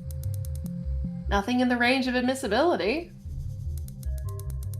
However, like Sarah, I was also able to perform blood type analysis on the blade. And while I found AB negative and B negative samples on it, I found one more blood type as well, A positive. Three people cut with one knife? That can't be hygienic. As long as you don't stick it in your mouth, you should be fine. A positive blood? Who was there that night that had A positive blood? Let's look real quick. Morgan? Morgan? Was it Morgan? you? Morgan? So let's look real quick. We'll check Yeah. Morgan first. Yeah. She's AB negative. Oh, okay, Alright, okay, okay. we're okay. We're okay. Woo! I was about to say the problem is that And we also know that She- Sosuke is also is also AB negative. That's why that's why she's been Yeah. happy about not being So, able to like, confirm who anything. has A positive? Uh-oh. Oh Well, no! now. Uh-oh, Now, sisters! Isn't that interesting? Well, now hold on a Now minute. let's check. Creek. Creek is O negative. Of course, we actually Okay. know that about Creek already because he's the universal donor. Miller. That's B negative. Okay. Freaking Tanks. A negative. Not No, right. no, I'm no, sorry. no, no. You need to get like about 5% Trey? higher on your grade Thanks. to be A positive. An O positive. Oh, Hmm. negative. Oh no! Well, Interesting. now. So it kind of Well, seems now. like Chapon's blood might also be on that knife. Well, now, how could that blood be getting on that knife? Your Honor, these findings bring a rather alarming fact to light. If Dr. Sato believes that Miller was most likely stabbed by this knife and not the katana, that means this knife was also the source of Miller's blood on Sosuke's bindings. So either my client killed 4 men while cycling between a gun, a sword, a bat, and now a knife with his wrists tied together, all before ever stopping to cut his bindings. Just imagining Sosuke with his wrists bound, like fucking changing stances like Dante in Dante, yeah. DMC4. Yeah. Or he was still in captivity when the Blue Bloods were killed. But wait, that almost sounds like An alibi for 4 of the 5 murders. That is not an alibi, Your Honor. Oh. Merely an increasingly strong shadow of a doubt? Track, though. The jury can decide that for themselves. The facts surrounding Tariq Chopin's death still stand. Hold on, I need to listen to more Morgan's theme a little bit before we continue. It's so good. that man Twitch perfectly encapsulates what it feels like to play Devil May Cry. Yeah. Sword trick, sword! Yeah. Good. Royal Guard! Sosuke Ikaria was the only living individual in the room Chopin was killed in. Sosuke Ikaria is the only person with his fingerprints on the katana. Something he corroborated with his very own testimony just a short while ago. And the defense's theorized fleeing suspect has already been revealed as incapable of committing any of these crimes. Yes. But unfortunately for the people's case against my client, there is evidence that completely overturns our understanding of how Chopin died. Yeah, baby. The blood. It's the fire escape. No. Oh. It's No. the red ink. No. No. It's these wounds. No. No. It's my knife. Wait, your It's knife? the No, just knife. knife. It's just knife. Knife, wait, knife. that was, It's just a knife. Don't worry about it. The knife that Dr. Sato just confirmed was used on Miller. very likely used to kill Miller, yes, but definitely used to kill Chopin. What? What are you going on about? Blood typing. Chopin is the only victim with A positive blood. Even my client, Sosuke, has AB negative. Yet Dr. Sato just told us that A positive blood was found on this knife. That blood could have come from... Nowhere but the single fatal wound identified on his autopsy. Chopin's blood was all over that scene. The knife could have fallen into it at any point. Not at any point, no. This knife was removed from the crime scene and never seen by the Arcs. That means it had to have been moved into the alley before Detective Reyes arrived on the 3rd floor. But... it's impaled by the sword. We've all seen it. Yes, but not fatally. How could it not be fatal? Because it was post-mortem.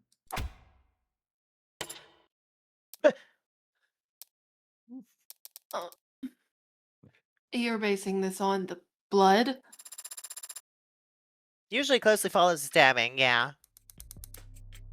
It's the amount of blood, Your Honor.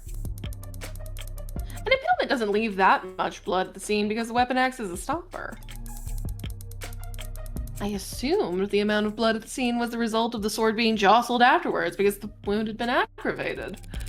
But this knife turns that idea on its head. Yes, Chopin was stabbed in the heart from behind, but it was most likely with this knife. He collapsed on the floor dead, then the knife was removed, and his corpse was impaled with the sword in the same wound, Leaving a mark on the floor. the sword was only then moved around, increasing the wound size and masking the initial knife's entry wound, while utterly soaking the floor in blood. It's a possibility. If I may, Your Honor, this may just be a possibility, but it's the possibility that makes the most sense to me. It explains the irregularities with the victim's substantial blood loss, the pattern of the wound, and the indentation on the floor. It might make medical sense, Dr. Sato, but the sequence of actions you've described are not those of a rational human. But wanting to frame Sosuke for the murder seems pretty reasonable. And stabbing the corpse with his katana would be the best way to do that. What's our raise? Now, Yeah. hold on, They didn't let her need the katana to talk. frame Sosuke. That would be our raise. But I mean, like, it is a good way to frame No, Sosuke. she's setting us. She's She's giving onto us an easy something. layup. They needed the katana to frame Sosuke as this other one. Yeah, I mean they kind of need the katana to frame Sosuke because that's like Sosuke's killing sword. You know what I Yeah. mean? It's also contentiously the reason everybody is saying, well, no, it had to have been him. Yeah. You make a strong argument, Dr. Sato. In order to frame my client for Chopin's death, they'd have to put his fingerprints on the murder weapon. The knife.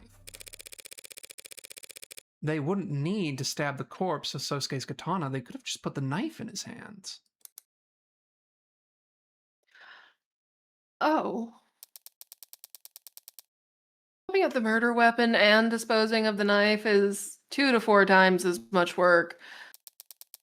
That many more chances to make a mistake. It's nonsensical. Stabbing Chopin's corpse with the katana didn't help them frame Sosuke. So what did it achieve? They made a big mess, and poor Schmuck would have had to clean up. Yes, that's... Chopin's blood nearly destroyed all the red ink docs at the scene. But who says that's a coincidence? What if Chopin was stabbed twice? Just so that his blood would cover up the red ink docs. This is insane. Makes sense to me. Yes, well, you're insane. Thank you. No, not your logic for the stabbing. This idea of yours that Tariq Chopin was part of some conspiracy to defraud the city. Agreed, that is insane. I believe just the opposite. What? Tariq Chopin was an unpopular, straight-laced political aspirant working as a cop only to improve his electability. His personality, his family, his goals. He'd have every reason to blow the whistle on Prop 492. And just get the whole project canceled? Leaving the lower wards in an underdeveloped lurch. A lot of people would hate to see that happen. A lot of blue bloods. But the son of 2 city councilmen wouldn't care. And an Icaria like my client would be actively rooting for it. You think Chopin was murdered just to cover up the fact that Prop 492 had been corrupted? Just all that money left on the table. All the future money coming down the line? That's a much better motive than... What was it you proposed exactly? That my client saw a police officer and would rather stab him than to have to explain why he'd killed his captors? Something along those lines? Like, what's going on now? Did Sosuke do it or not? That'll be cleared up in very short order, Your Honor. With the help of our final witness.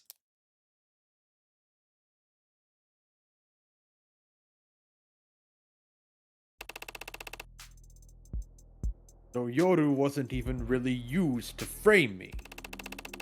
It was used to draw more blood from the wound to soak the papers? A very cold decision to make in the heat of the moment. Defiling a corpse just to protect investments. Colder than stabbing someone in the back? In some ways. Didn't think that was up for debate. Thank you for joining us once again, Officer Rogers. No problem. Where is everybody, though? Well, after the shooting yesterday, I'd rather not risk the integrity or celerity of this trial by rescreening every member of the gallery when I've already cleared the room once. Celerity? Speed! Trial's gotta go fast, baby! It takes everyone a while to find their spot in the stands again. We were almost caught in the line of fire not 24 hours ago, Officer Rogers. Yourself included. Surely you don't find the lack of an audience to be intimidating? I guess not. And where do we leave off with this guy anyway? I believe that Loy over there had just accused my late partner of being on the take for the Blue Bloods. I was merely exploring a possibility raised by the witness's sworn statement, Your Honor, that he never heard any gunshots in the area himself. And I stand by that. Good. Does the defense have any questions for this witness, Your Honor? Or should we all continue to glare at one another for the rest of the day? Tempting. But I guess we better not. Your Honor, we ask that the witness testify once more about how he and his partner arrived on the scene. Yeah, no problem. I'll repeat myself as many times as you like. I'm gonna have to call you on that. It was a quiet night, but then my partner heard gunshots. Ooh. Oop. Quit that already! As I've mentioned, I feel many times by now that is a very unpleasant tone, Adonai. Oh, sorry. Butterfingers. Hasn't anyone ever told you it's in poor taste to use the same trick twice? It's been a lot more than twice now. Ugh. Besides, it's only an issue when it's used twice on the same audience. Speaking of which, you gonna answer that, Officer Rogers? Just to fill you in, officer, what I accidentally pressed just now is a whistle found at the scene of the crime. Weird coincidence that my little slip-up coincided with your phone vibrating.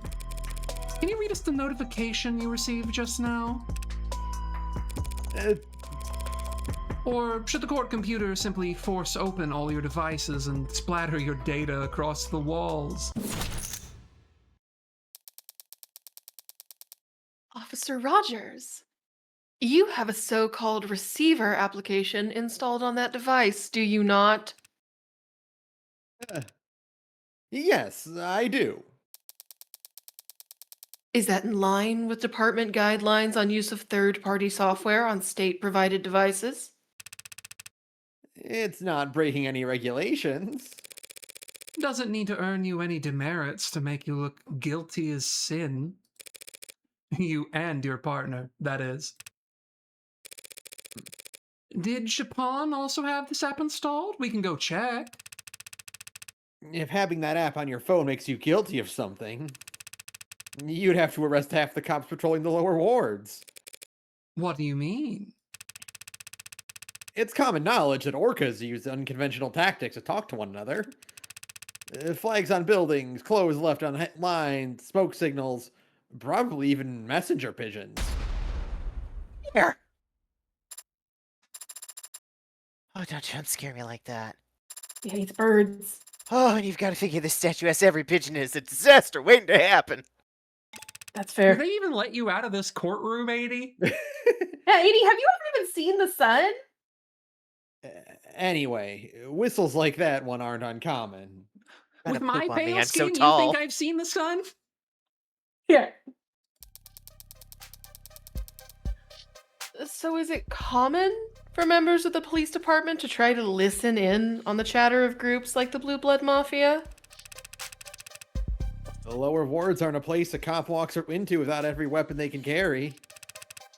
And that goes double for information. So there's nothing suspicious about his phone reacting to that horrible, horrible racket? Have I had to put up with that noise for nothing? Not for nothing. The witness is correct, Your Honor.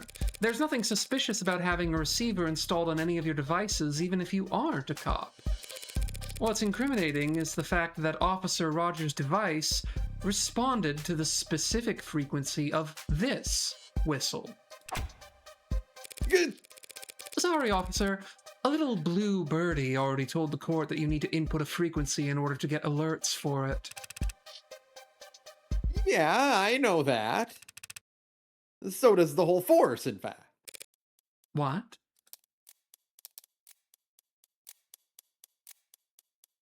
I see. How's she reading over there? Officer Rogers, testify about this anonymous tip that the police department received last night. Oh, for... I haven't seen the submission myself, but it came through the department network straight to everyone's inboxes. Be advised, anonymous tip suggesting potential Orca and analog chatter on the frequency listed below. Patrol officers in lower wards use this information at your discretion. That's absurd. What's the point of informing every cop in the city about a secret communications channel? The Blue Bloods would find out their line is compromised within minutes. Would they? I don't know. I don't control how anonymous tips get handled. But as soon as you got an email telling you there might be criminal communications occurring at a random frequency, you tuned into it right away? Believe it or not, I'm a little concerned about criminal communications these days.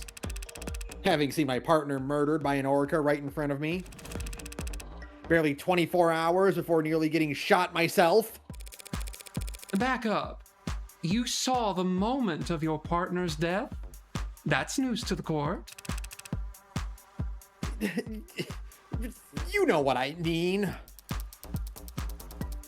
Your Honor, the tip was submitted and the frequency was spread throughout the police department network.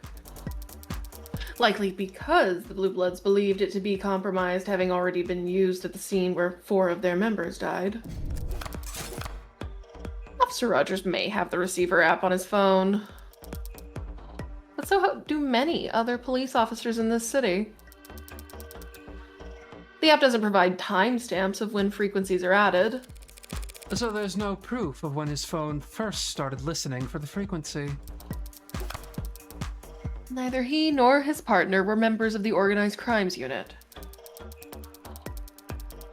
Therefore, they had no criminal informants of their own, and they could not have obtained this frequency before the rest of the department.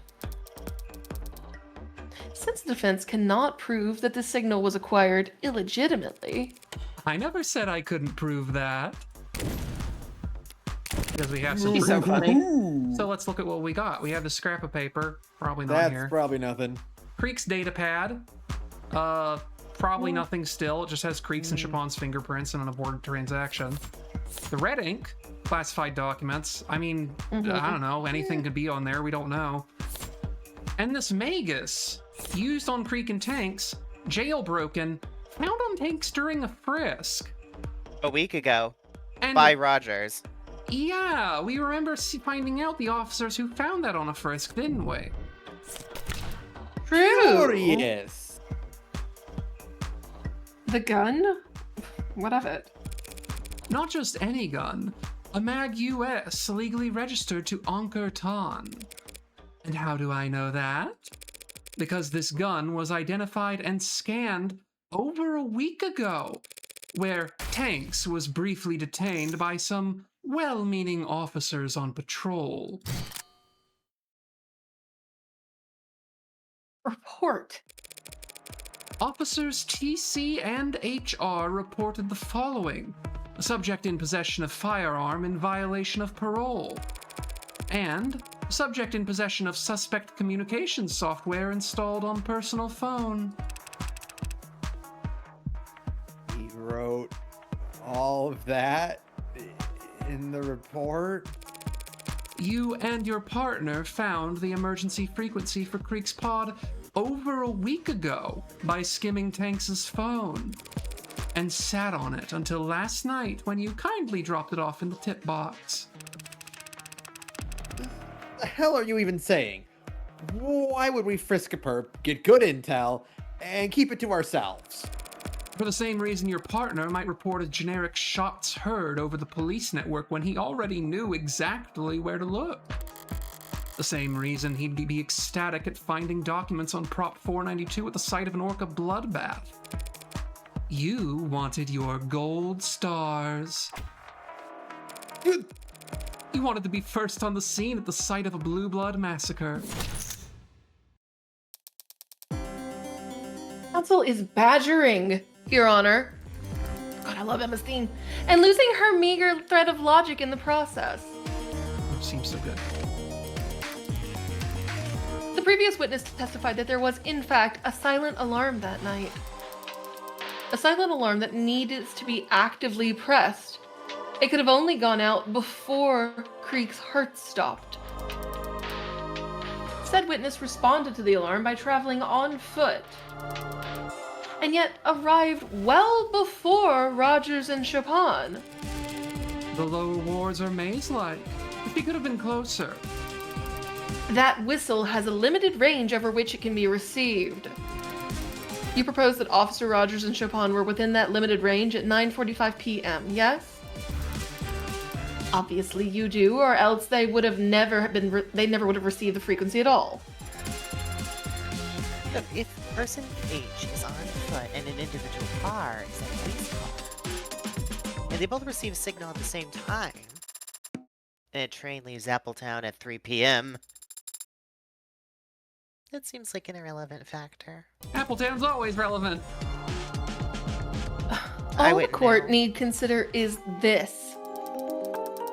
How could Officer Rogers and Chopin have possibly arrived later than someone traveling on foot if all three were within that range? Can't believe I told my geometry teacher that none of this would ever be useful. Where do you get a geometry teacher? This isn't geometry, damn it. It's just logic. Fact is, they did arrive later than Han. If I'm right about the motivation for Chopin's actions that night, if he was sitting in his police car and suddenly got a notification telling him some blue bloods were having a life or death emergency, how would he react in that moment? It would seem the defense does not have evidence available to address this contradiction, Your Honor. Evidence explaining exactly how Chopin proceeded to the crime scene? Do we have that evidence? Take a look at the evidence real quick. Let's look at the evidence real quick. Vault door, probably not relevant. Because okay, let's skim through these because we're looking for something that could possibly be tied to how Chopin chose to arrive at the crime scene. Vault door, probably not. Knife, probably not. Bat, no. Autopsy, no. Datapad, no. Note, dark card. No. Testimony. Weapons, needles, scrap paper, autopsy, whistle. What about the door? What about the front door? Front door entrance to the crime scene utilizes a physical lock and key mechanism designed to automatically lock behind you when leaving the building. The lock is currently damaged and non-functional. And then he shot it open. Because they shot it open. But it doesn't really tell us anything about how he got there. Okay. And honestly, nothing in here jumps out to me, really. Not really. But who says we need evidence anyway? I don't think Yeah, have we the don't need there. evidence. Regretfully, Your Honor, we do not have such evidence in our possession. But fortunately, Your Honor, we live in a surveillance police state. Pardon? And that makes it pretty easy to surveil police officers. The officer's patrol car, their cell phones, traffic cameras, and optics data. I could request any of it. Hell.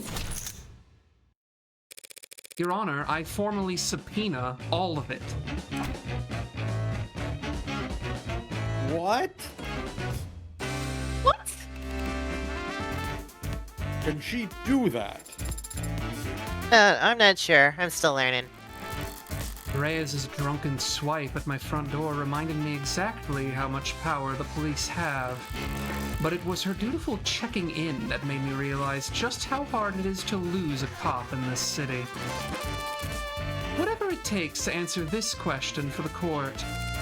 After Officer Chapon reported that he heard shots fired at 9:45 p.m., exactly how long did he and his partner do donuts in the parking lot before actually driving off to the scene? Kind of a big ask for the defense, but it's entirely doable.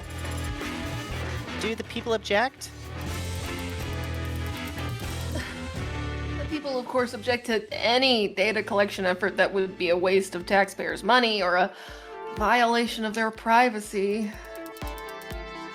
So we would prefer that the range of this request be narrowed somewhat. Narrowed, perhaps, from everything to something. I'm happy to do that, Your Honor. I promise not to act like a kid in a candy shop when browsing through... If you do this, if you subpoena that data, you'll You'll hurt my feefies!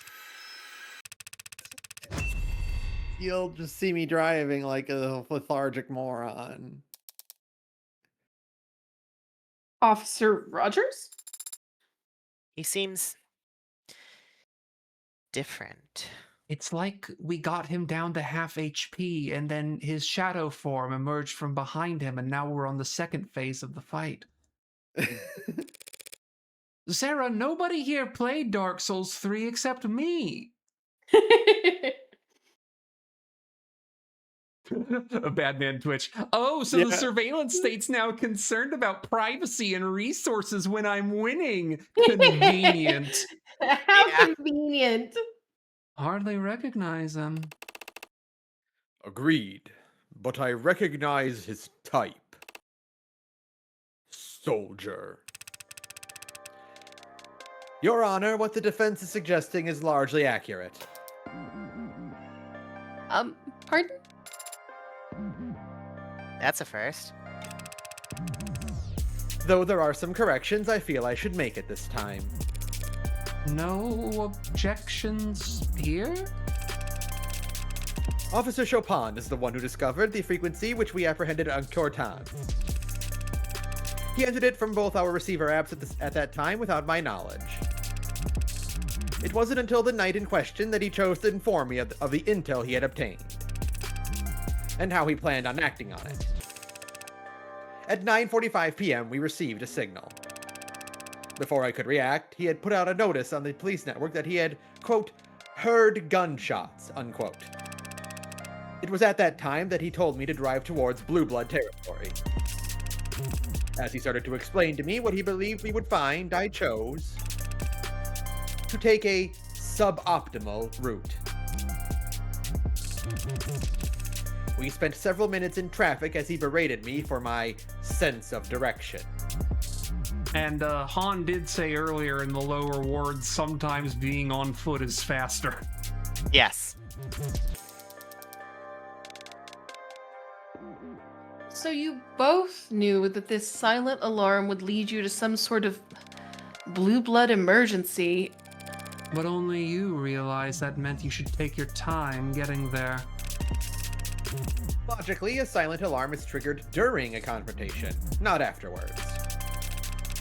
I had no desire to walk into the crossfire of an Orca gunfight without backup. You could have had backup. Easily. My my partner, had no desire to share our intel or how we obtained it. I apologize to the court, Your Honor, for being evasive or misleading during these proceedings. And I intend to take full responsibility for doing so. But I was not eager to admit the role my own cowardice played in these events. Nor would I ever want to imply that Officer Chopin was responsible, in any way, for his own murder.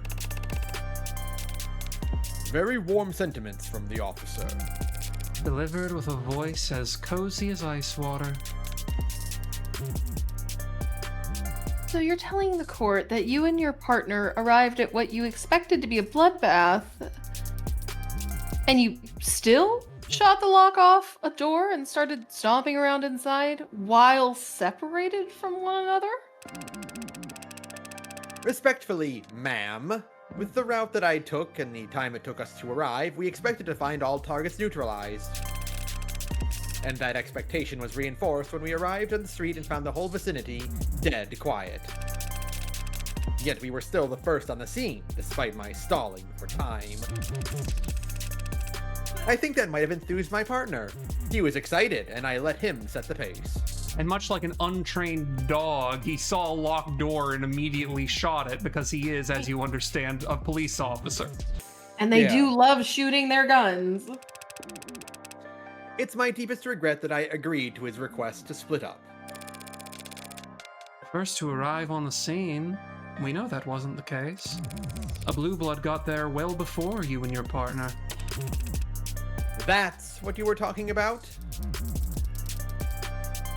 The witness wasn't present for that individual's testimony. He's merely giving the facts as he knows them. And he can't have known that there was a blue blood in the building. On the contrary, he already testified about encountering them yesterday, as they made a not-so-silent retreat down into the alleyway. That was a blue blood making all that racket? I see.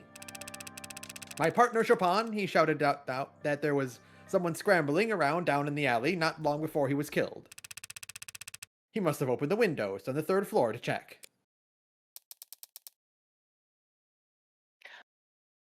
That's a new detail, Officer Rogers. Pardon me if I failed to mention it yesterday. It occurs to me you weren't present in the courtroom when this other curious detail was brought to light. The fact that there was another weapon at the scene of the crime. A bloodied knife, which somehow ended up down in the dumps. Know anything about that?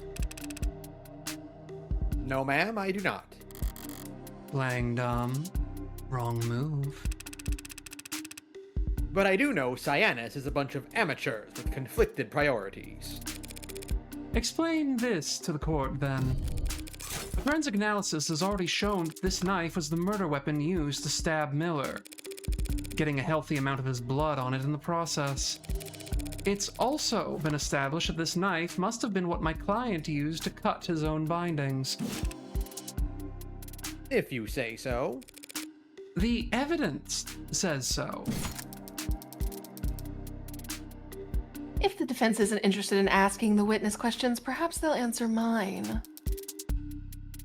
What does that have to do with Officer Rogers? Everything, of course. Allow me to show you why. So, we've got Weasel, we've got the med records, we've got London's testimony. Okay. So Whistle, probably not hugely important here, No, not right now. because this is about how they found out about the events. Yeah, how they arrived on the scene. Oh, ad break is happening right now, by the way. Noted. Well, we'll flip over to the BRB.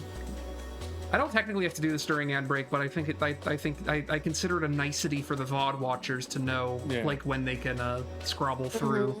I'm gonna take that opportunity to use Oh. the bathroom. I'll be right back.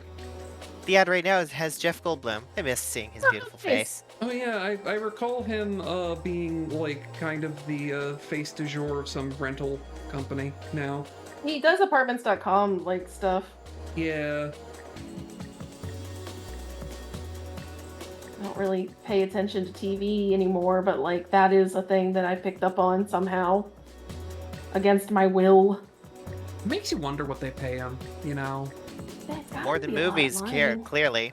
Well, I was gonna say, like, I don't know, like, it's Jeff Goldblum, you know? Like, I feel like you could get Jeff Goldblum into your money if you offered him a big enough paycheck. Yeah. But maybe he just doesn't want to do movies and he would just rather do stuff that's a little lower key. I don't know. Ads are super easy. That's why a lot of older actors do ads, is because you get decent money and it's like super cake work in comparison, right? Like Yes. no Because of long labor. shoots. Yeah. Well, we'll wait for Ben to get back before we before we do the stuff.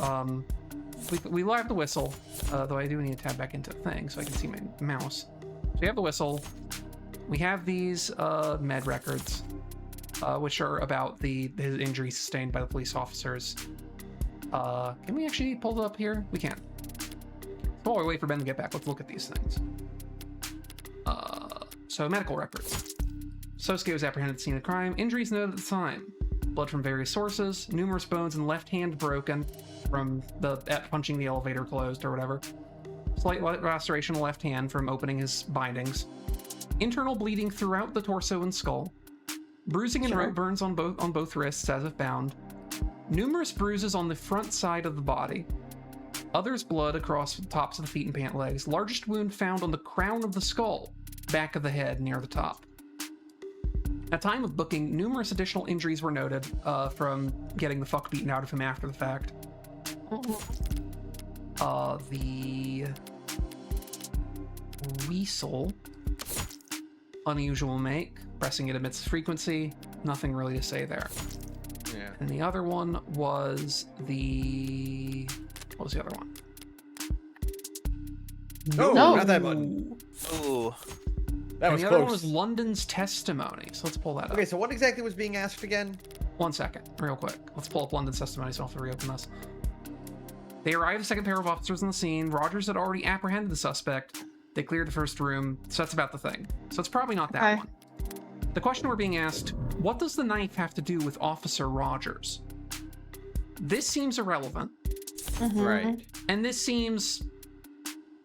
Not I mean, quite this could... there. It could be relevant, yeah, because this is... If Sosuke used the knife to free himself, and Rogers arrested Sosuke, then Rogers... Like, Sosuke didn't have the knife on him when he was arrested. Right? So it means that Rogers is in a position to possibly know what happened to the knife. Yeah. Let's try this one.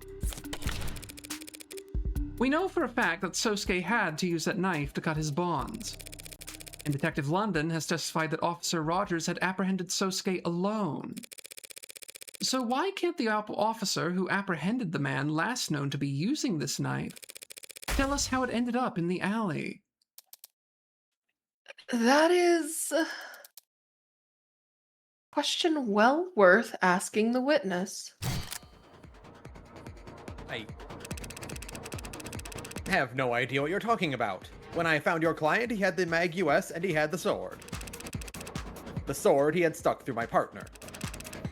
This knife you're talking about? This Knievel? Some sort of evil Knievel? Where do you find it? What were you doing at the Devil's Sacrament? In the trash. Drama. Down in the alley.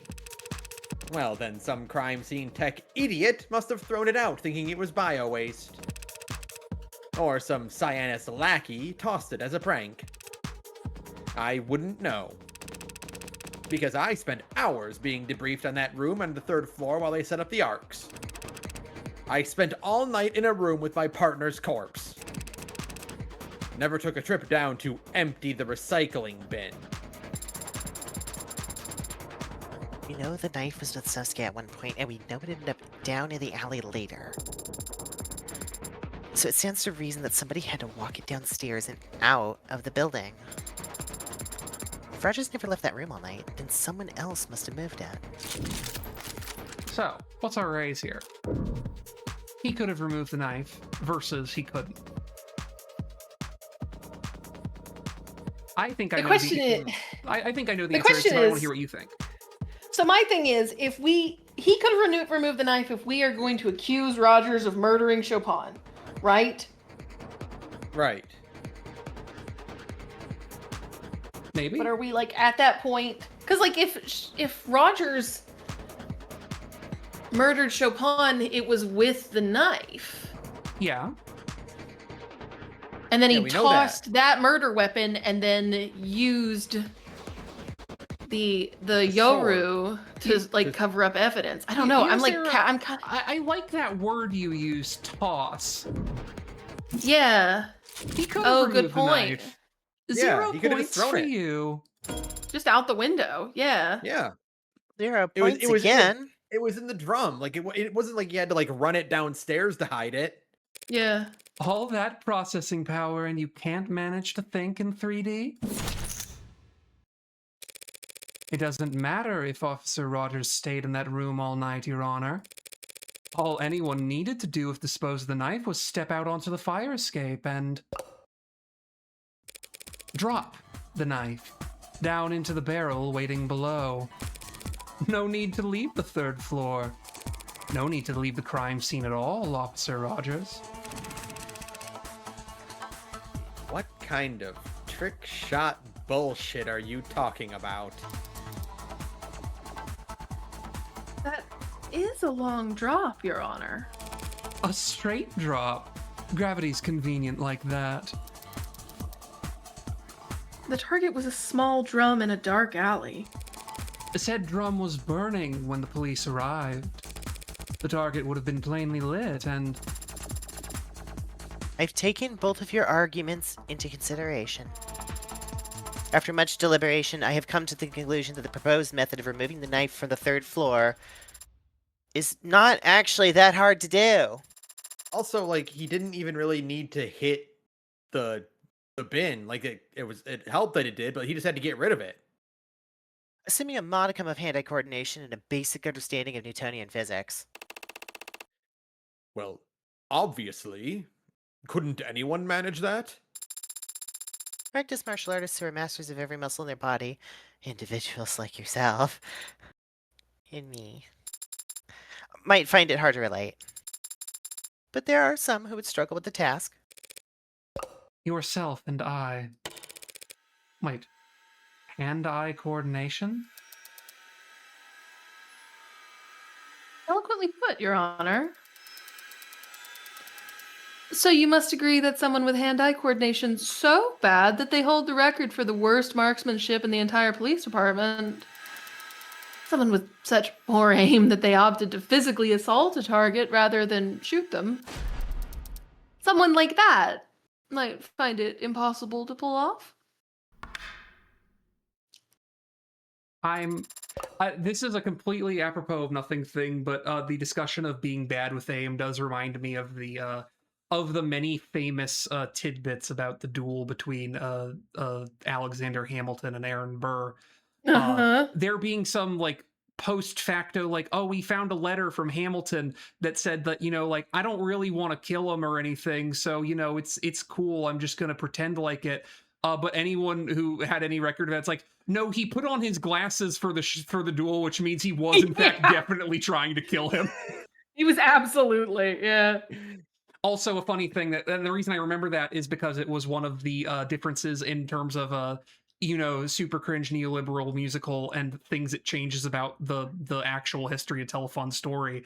Is that part of him goes like, oh man, no, Aaron Burr, he was such a terrible shot. You know, I like it was cards against him and whatever, and really it was Alexander Hamilton who was trying to kill him. In actual history, Aaron Burr was known to be like a freakishly good, like preternaturally good shot. Yeah. It's very funny. It just made me think of that out of nowhere. Yeah. That's look. I still think they need to do a sequel to that musical about the time Aaron Burr got chased out of New York for doing like water filter fraud, and then thought that he'd go down to Mexico to take it over.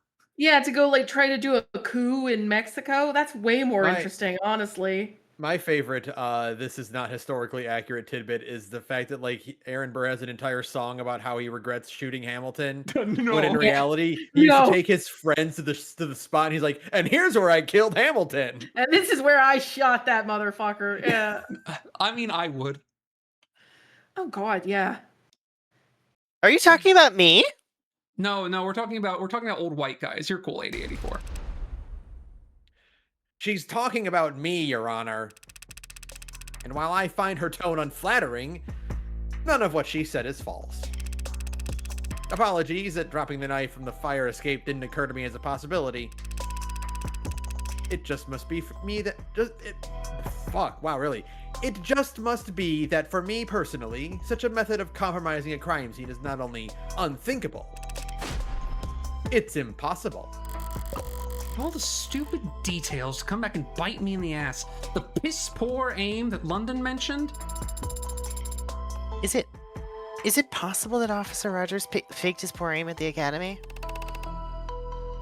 It's easy to not hit your target.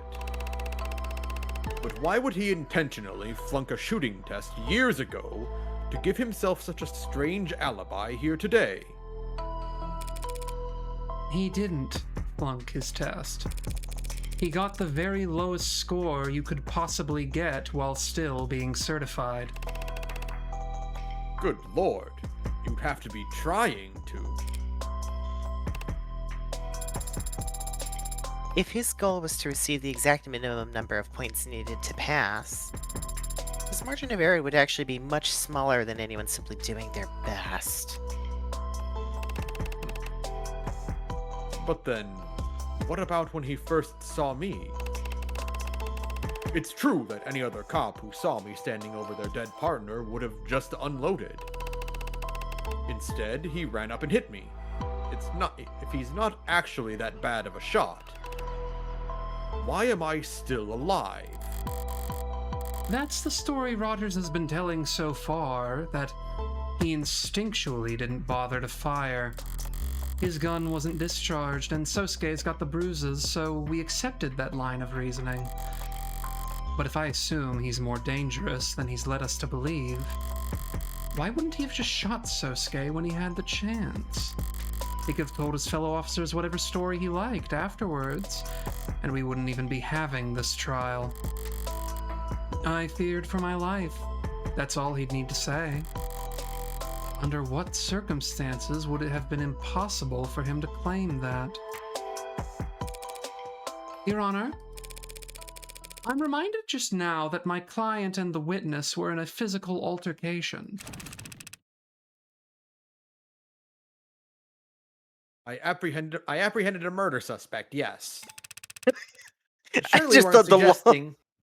I'm sorry, just the long pause of just like aggravation you Yeah. can feel building up in him. Surely you aren't suggesting I used unreasonable force. If anything, you used unreasonably little. Not at all. But I imagine things happened fairly fast. Isn't it possible that a knife on Sosuke's person may have been knocked away into a corner during that moment? What are you? It may have. I can't say that I would have necessarily noticed something clattering under the floor while I was trying to cuff a violent perp.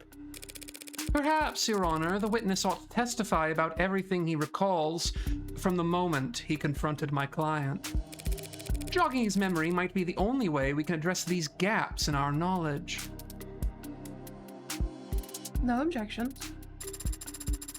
Then let's let's hear it. Good versus evil. Man versus machine.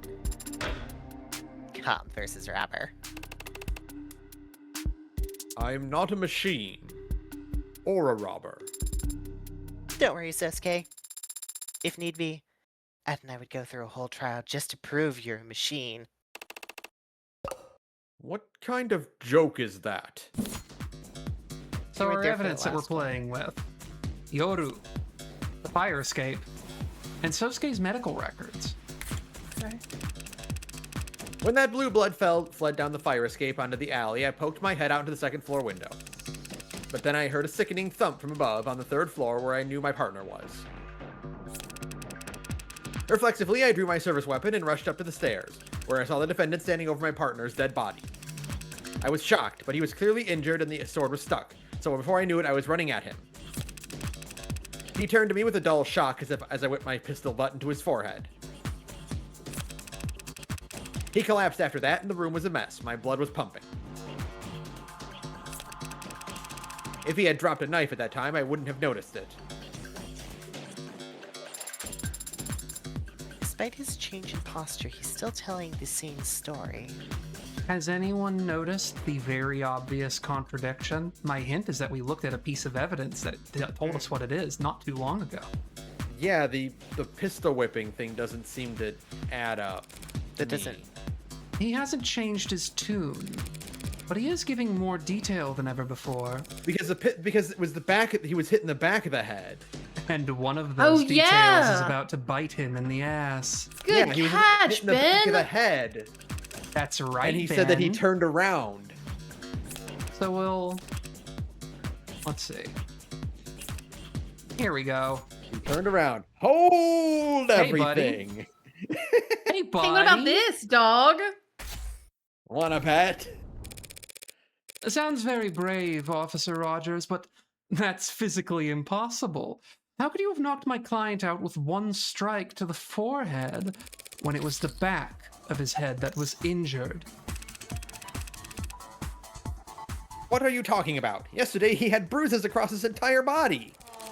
An exaggeration that doesn't hold up to the scrutiny of his actual medical record. Largest wound found on the crown of head. The crown, as in the top of the back of the head. The butt of a pistol leaves a surprisingly specific impression on the human body, Officer Rogers. I assume Dr. Sato is still in the building. Perhaps we should call her back and have her examine my client on the stand. Zevsuke, you'll have to remove your shirt. Get my head checked. Sarah, in Sarah the, in front Sarah of him just like... Listen to the judge. That would be a waste of time, Your Honor. Counselor Morgan has taken advantage of some rather vague wording in the medical record to make her argument. Largest wound. But the fact is, the defendant was covered in various bruises all over his body when he was taken into custody, including on the front of his skull. He's not wrong. I still remember every ache. And that very handsome guru-ish photo they took of me when I was incarcerated. It's entirely possible that when Officer Rogers struck the defendant on the forehead, the blow was glancing. But still hard enough to knock the defendant backwards. And had he fallen backwards hard, he very easily could have He very easily could have sustained a large wound to the crown of his head at the moment he hit the ground. Respectfully, Your Honor, that's... Ultimately not something either the people nor the defense are experts on. But even if we were, neither of us could examine wounds that are no longer visible. Zevsuke's injuries. They've mostly healed as of this morning. I do notice that there's a contradiction, though. Hope that injection helped you sleep really well last night, Sosuke. Damn it, What's my the client contradiction doesn't. you noticed, Otzi? If Emma is describing him as having landed on his head, and there were cops coming up as he's being arrested, why is he holding him, like pinning him down on his stomach to cuff him? Great question. Great question. Your Honor, as I see it, either we could extend this trial indefinitely, with both the people and the defense flying in X-ray specialists and contusion analysts to argue back and forth about the fracture lines. Or we could accept that events more or less took place as the witness described. He hit the defendant on the head, and then the defendant fell backwards onto the floor. If the head wound's open to interpretation, then... Let's see. The medical data doesn't support Roger's story, or medical data supports Roger's story. Let's look at the medical data. It could. That's pretty easy. So, let's look back at that again. Where is medical record? Probably. Yeah, there you go. Apprehended scene of crime. Injuries noted. Blood from various sources. Numerous bones in the left hand. Slight laceration left hand. Internal bleeding throughout the torso and skull. So, yeah, it kind of seems like you could choose to read it that way. Obviously, these two aren't aligned. Like, it just says bruises on front side of the body. That doesn't necessarily suggest... Like, his forehead's pretty clean in that photo. You know? Yeah. Right. But you could read it that way.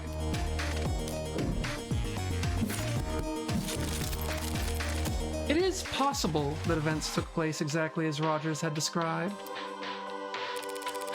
But if that's the case, Sosuke would have fallen onto his back. And yet, the medical report tells us he was covered in blood on the front of his body. Good call outs. I was gonna say, also, Magus suggested that we could have only blood was that the medical record mentioned that blood was found on his feet and his pant legs and not the rest. So we could have possibly used that to push back. But holding's basically never unsafe. It's just not as stylish. Officer Rogers claims that Sosuke was hit on the forehead and fell backwards, but what would he have fallen onto? In that room? Probably blank guts. Ugh. You're exactly right. All kinds of firsts happening in the courtroom today. Everything's coming up ADHD. That's right. He would have gotten blood all across his back. That's not how he looked when he was arrested. Medical report clearly states that he had blood on the front of his body, telling us that Sosuke could only have fallen forward. And what of it? Maybe he did. Maybe he turned his head weird while trying to dodge. Things happened fast. Don't try to bullshit a bullshitter. Fast enough that you may have, in fact, actually struck my client from behind? Yeah, maybe. Took him by surprise when he was no threat to you? What? No. Easy target to knock out at that point. Makes sense you wouldn't use lethal force in that scenario. No. He was... The guy's got nearly a full head on me.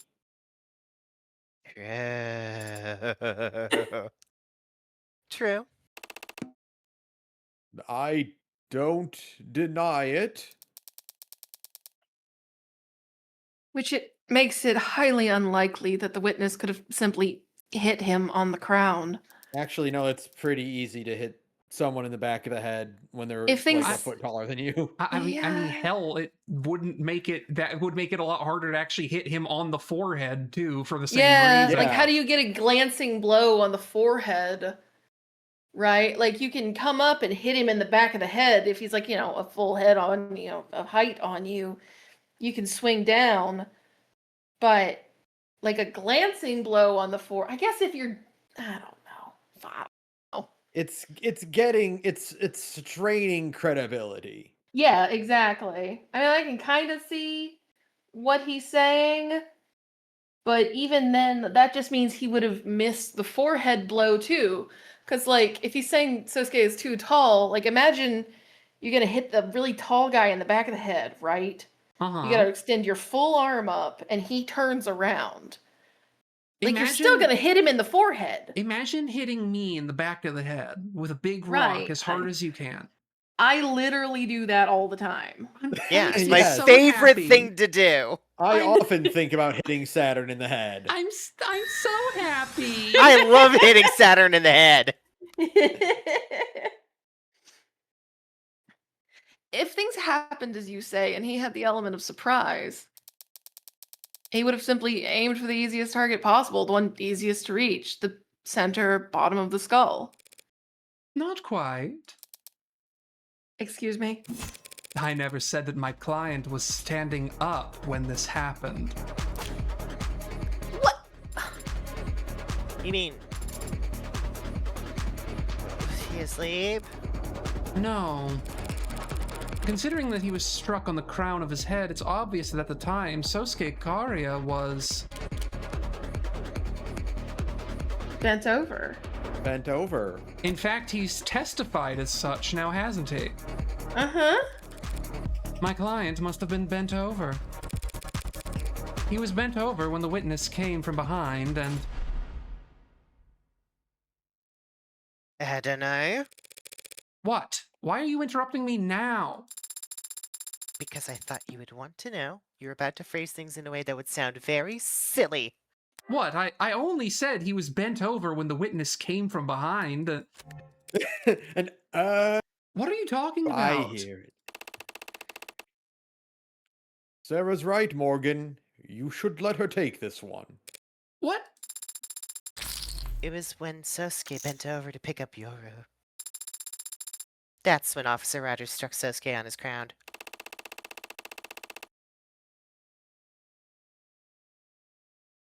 As I've said, the one thing I do remember besides walking out there was picking up my sword. Picking it up off the ground. Having your android argue the weaker points for you now, Counselor? Not exactly the bravest tactic. Tactics are for freshening your breath. That's Tic Tacs, Adonai. You stupid asshole! Well, you have to consider, oh brave peanut gallery. We're in a fictional universe. I can't actually use the real brand name now, can I? Some strategian you are. What can you claim is weak about the argument? Positioning. If your client really had walked out of that holding room and then was immediately hit from behind, where could his assailant possibly been standing? Sosuke had to get out of his bindings first and then push open the door. He wouldn't have been concerned with keeping quiet as he went. There would have been plenty of time for someone to hear him rummaging around in there and figure out where they could hide. In the corner of the room, here. That doesn't work. If that was the case, your client would have fallen face first here. But instead, he was apprehended here, in the center of the room. Hey, makes sense to me. Looks like he dropped like a sack of potatoes by the door, sure. But then he was dragged to the center of the room. Would explain the streaks of blood we can see were discovered on the floor. So those weren't left behind by him gliding his feet in order to move silently? I was hoping to learn that technique. Hey, I happen to know a little white-haired boy who could teach you. Yeah. Your Honor, I fear the defense may not realize the weight of the implication that her statement carries. If, as she claims, Sosuke Ikaria was knocked unconscious by Officer Rogers the moment he walked out into the room, then my client never had any opportunity to stab Tariq Chapon in the back. And the only remaining individual who could possibly have killed him Would be me. Yes. Any thoughts on that, officer? There's one thought that's been frustrating me for some time, actually. One I expected the prosecutor to voice, but perhaps I misjudged her. You what? None of what you're saying makes any sense. You say I hid in the corner to surprise Sosuke, and then I did what? Snuck up on Chopin? How could I do any of that if I was downstairs at the time when Chopin was killed? At the time Sosuke killed him! You... It's not that the thought hadn't occurred to Emma, you idiot. It's that once I address this point, your entire testimony falls apart, and the truth of the case becomes crystal clear. There's no misunderstanding on my part, and I suspect none on the part of the people either. Because the truth is, when you and your partner arrived, you must have immediately... Well, this doesn't make sense because then you would have had to No. drag him up 2 flights of stairs. Yeah. This is not what was described, really. Yeah, you. But- But if you had, Han did describe something like this. They had Yeah. stood up without actually Yeah. having voiced any kind of order to. Mm-hmm. If Rogers fell behind while Chapon charged ahead up the stairs, then things happened exactly as Rogers claims, and Sosuke is the only one who's alive and alone with Chapon. No, when they first entered the building, Rogers must have... Oh, never mind, I misremembered that. Excuse me. Taking the lead, let's say. You were the one who took point, not your partner. excuse me. Chapon shot open the lock, sure, I believe that. He was the one all gung-ho about coming there anyway. But after entering, you went ahead of him while he covered you. What? You already told us you wanted to stall. Wait for backup. If Chapon charged forward, you couldn't slow him down. But if you went first, you could go as slowly as you liked. And Chapon would be forced to match your pace. You were the one who cleared the room and shouted down that everyone was dead. I told you. I testified. So did your blue blood tail. Testified all about how you and your partner separated on the 2nd floor. Objection. Mischaracterization of testimony. The witness the defense is referring to did encounter 2 officers, but the witness never identified either of them. The blue blood didn't need to. All they were waiting to hear was whether any blue bloods were alive. So, after Rogers shouted down to Chapon that everyone was dead, they bolted out the 2nd floor window. And when Chapon shouted someone was in the alley, Officer Rogers opened the windows behind Creek's body to try and spot the runner. Then he ran down the fire escape to try and follow them, only to give up when he saw there was no ladder to get down with. It's entirely possible that Chopin yelled that someone was in the alley from the 3rd floor. The scene of the crime is soundproof, remember? No one in that room would notice a commotion in the alley unless they'd already opened the windows to check. So, since Chapon yelled about it, he had to have been the officer who stayed on the 2nd floor.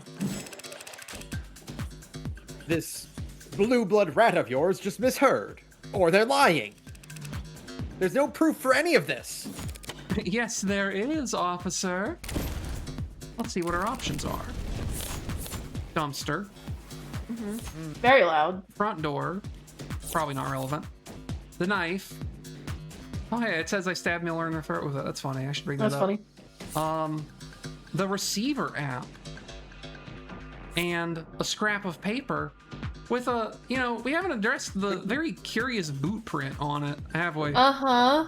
No proof Rogers went down the fire escape, huh? Yeah, there is though, because that's red ink paper, so it could only have been on the 3rd floor. This was one It we got found- stuck. That's right. It got stuck on the bottom of Roger's shoe. This scrap of paper was found That's by the Emma. 2nd floor windowsill. That's Emma. Oh, you're sorry.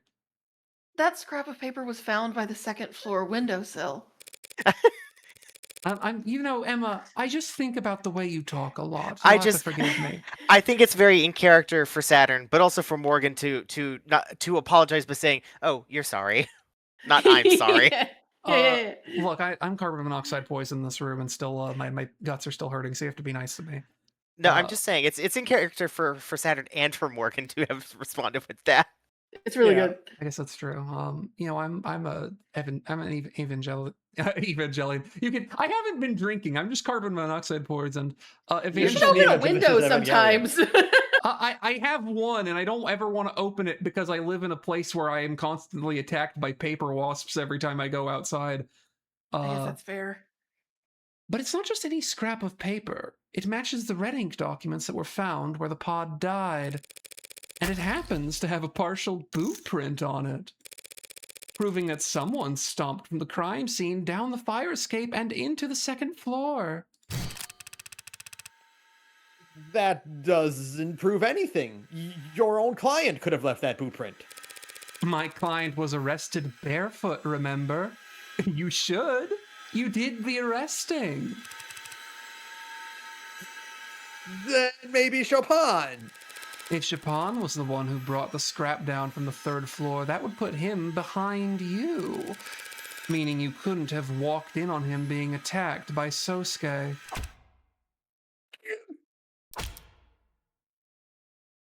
Counselor. Even if we accept that Rogers was on the 3rd floor and then moved down to the 2nd, the sequence you're describing ends with both officers reunited on the 2nd floor, with neither of them dead. But obviously Chopin did proceed to the 3rd floor because that's where he was killed. So now we're back where we started. Back where we started? You're forgetting one key detail in this new sequence of events. At the time the officers reunited on the 2nd floor, my client was already unconscious. Oh. Meaning, the only person who had a chance to kill Officer Chopin was, in fact... None of this shit matters. This lawyer is trying to accuse me of killing my partner?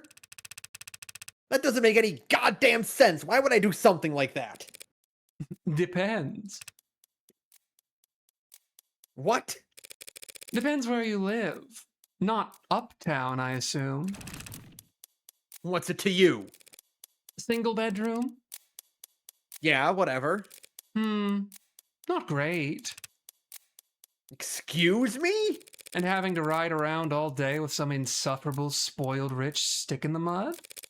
Knowing the whole time that you, your job, your whole goddamn police department, it was all just a bullet point on his resume.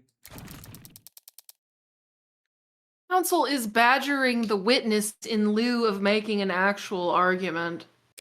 Apologies, Your Honor. I'll state the motive plainly. Prop 492 was corrupt. Blue Bloods and worse would profit off it at a city's expense. But it would also bring economic relief and badly needed repairs to the lower wards.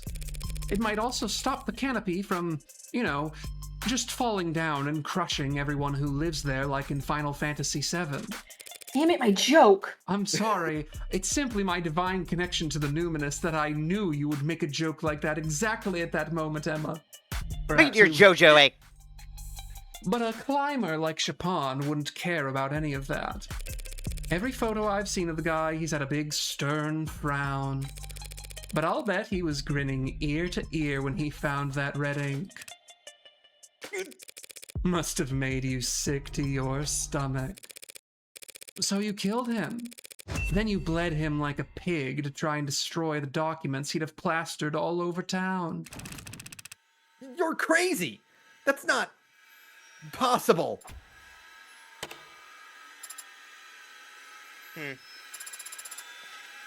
Do the people have anything to add? Emma hates losing, but she's not stupid. She must be getting sick of having to cover for this. Officer Rogers, you were the one who entered the 3rd floor first, weren't you? What is she doing? Yes. How long were you there before your partner alerted you to someone escaping through the alley? More than 2 minutes, less than 3. You had a chance to start looking the room over? Yes.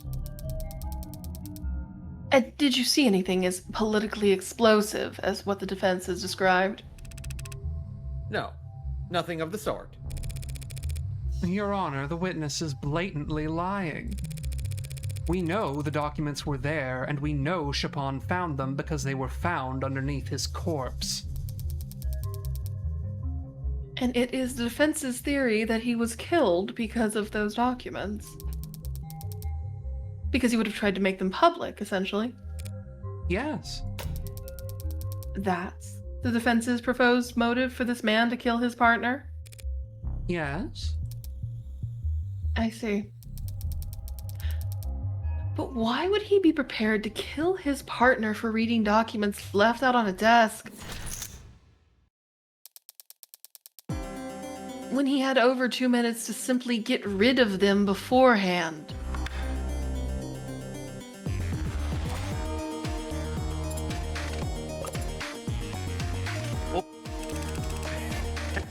A damn good question, Your Honor. Do we have an answer for it?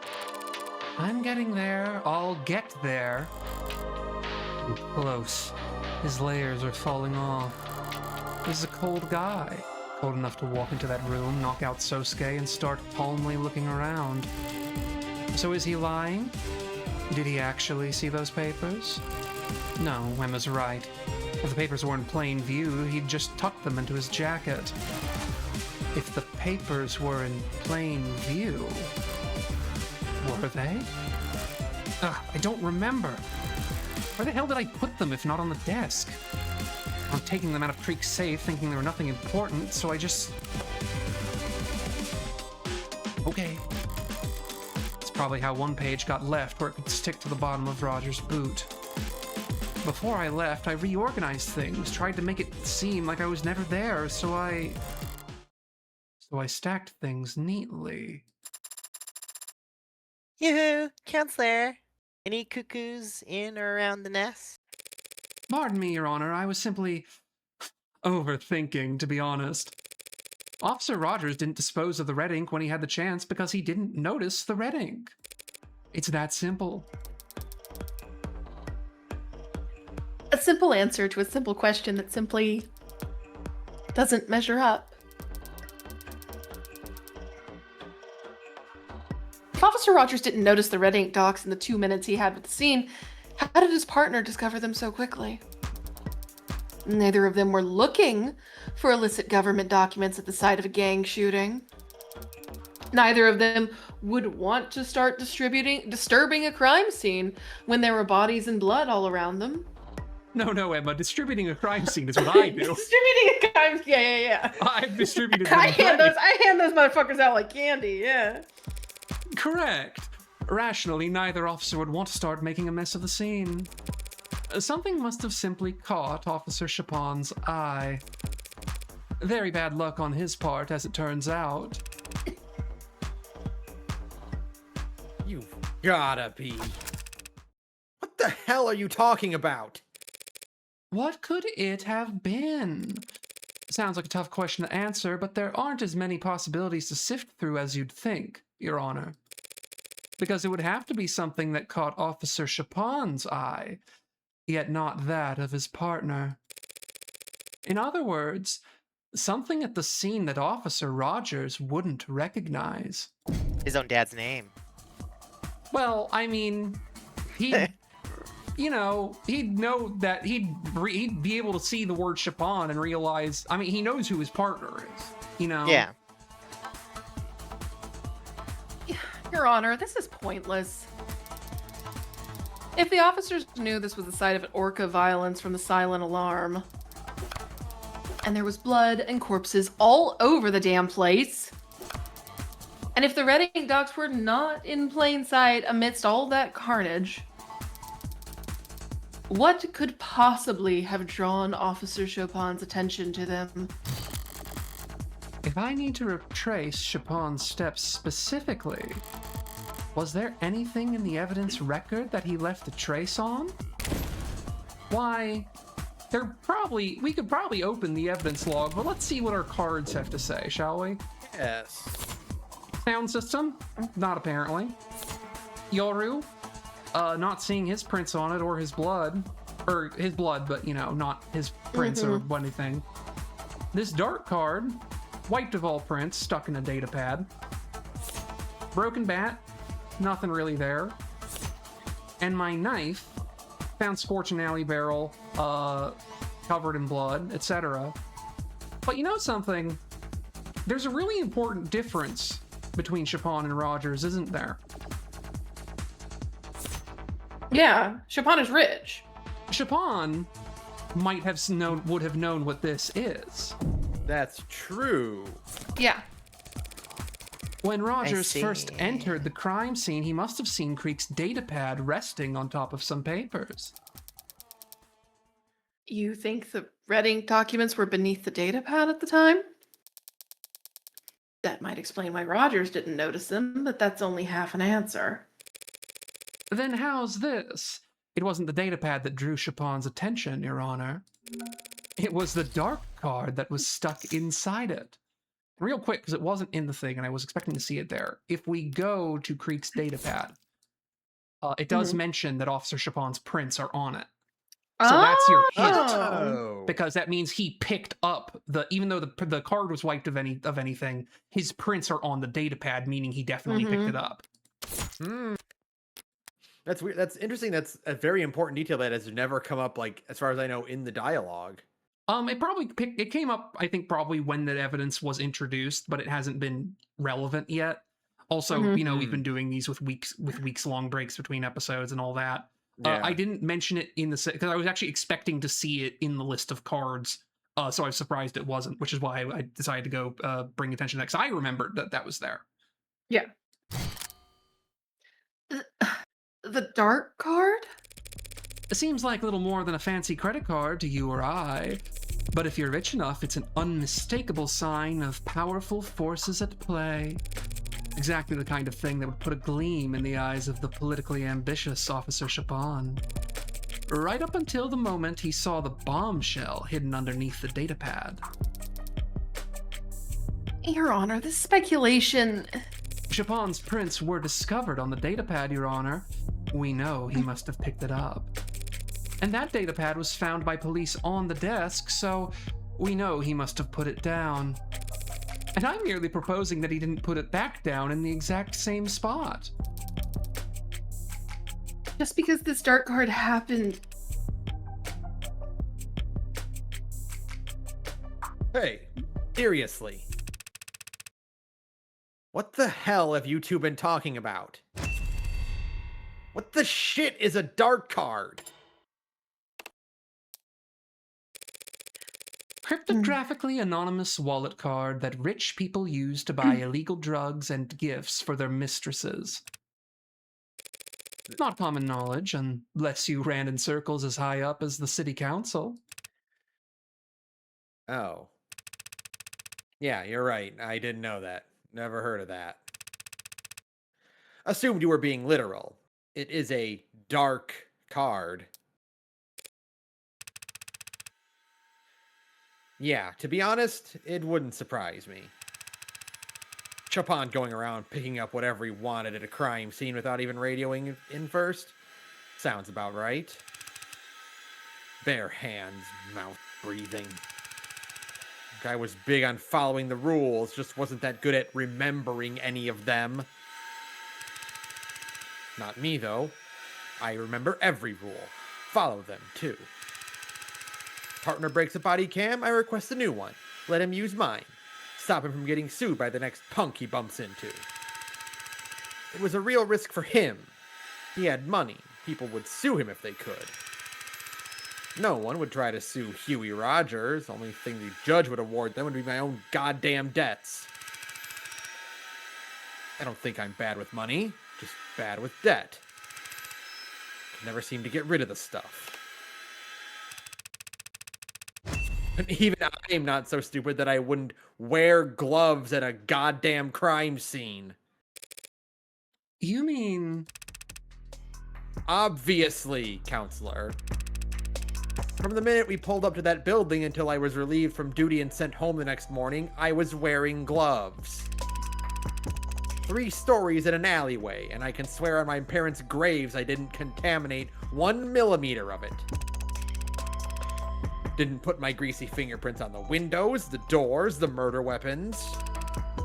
You'd never even know I was there. So you can say I did this or claim I did that. But the city's only ever gonna hear is that some Icarian bastard killed a bunch of blue blood punks. And that Tariq Chopin died a hero trying to save the day. Right. Adonai, is that true? Is that possible? After all this, is it possible that... Oh, but the jury, surely they can see. The jury will see what the adjutant decides they need to see in order to properly render their verdict. If the adjutant comes to the conclusion that a witness or line of questioning would only serve to confuse the jury... 80? Your Honor, the jury...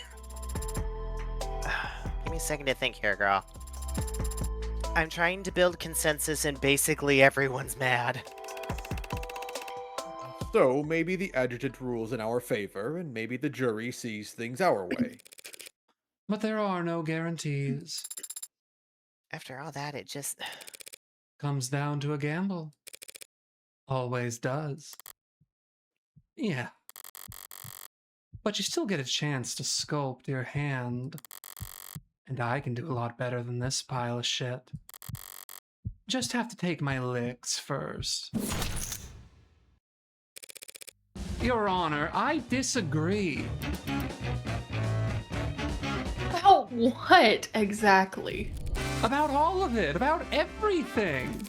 Look, we know someone moved from the 3rd floor to the 2nd floor via the fire escape because of that scrap of paper, which would have put them in the perfect position to walk up behind Chapon. And we know Chapon picked up the data pad because his fingerprints are on it.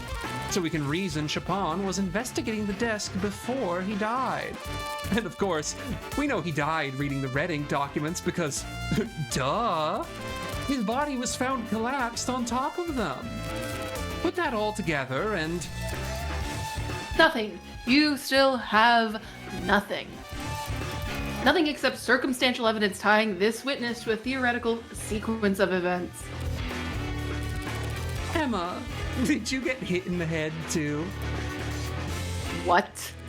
We have Officer Rogers' fingerprints on the murder weapon. What?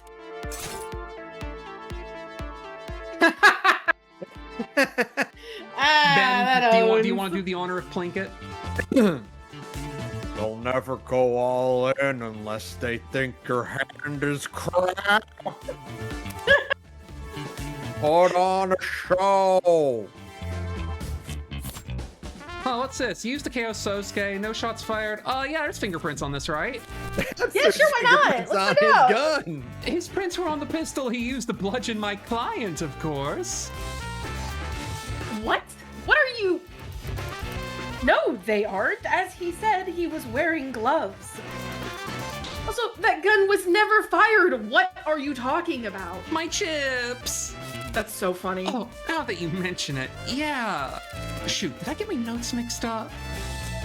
What about this thing, this broken bat? Yeah, his prints were on that, sure. That's right, the bat!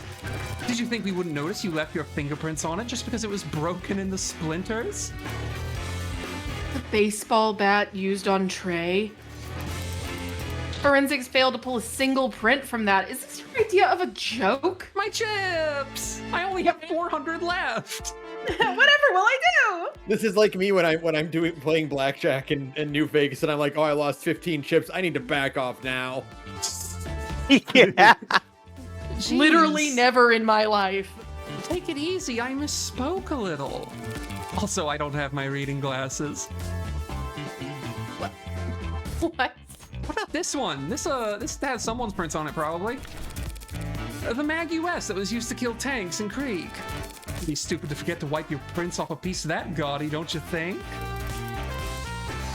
Lisa, what is this? Are you throwing a tantrum? Making a mockery of the courtroom?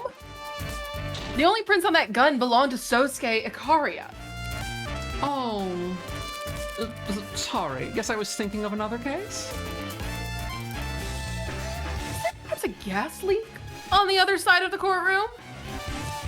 What about this one? Well, don't I feel stupid? What I've been trying to say is that Officer Rogers failed to notice that he left his fingerprints on the most important weapon of all. The very blade that took his partner's life. Enough of this embarrassment. What the hell's wrong with you? Oh. I think I get what's happened here. I knew a mob lawyer would be corrupt and vile, but how can you be such a stupid bimbo? People are always calling me a stupid bimbo. It's true. You're such a queen. Do you think we're all idiots? My fingerprints aren't.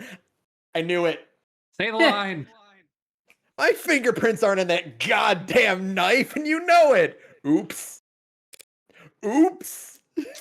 Oops. My mistake. Whoopsie.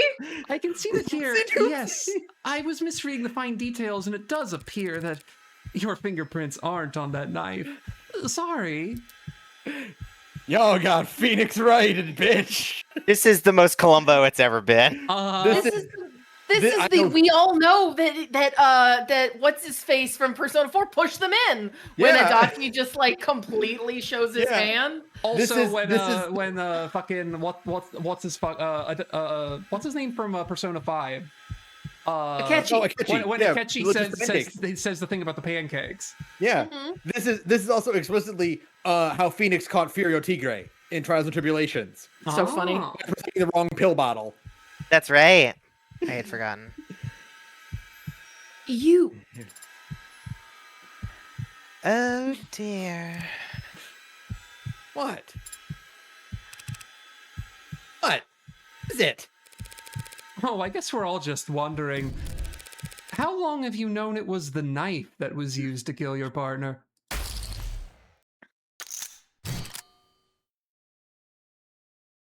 What?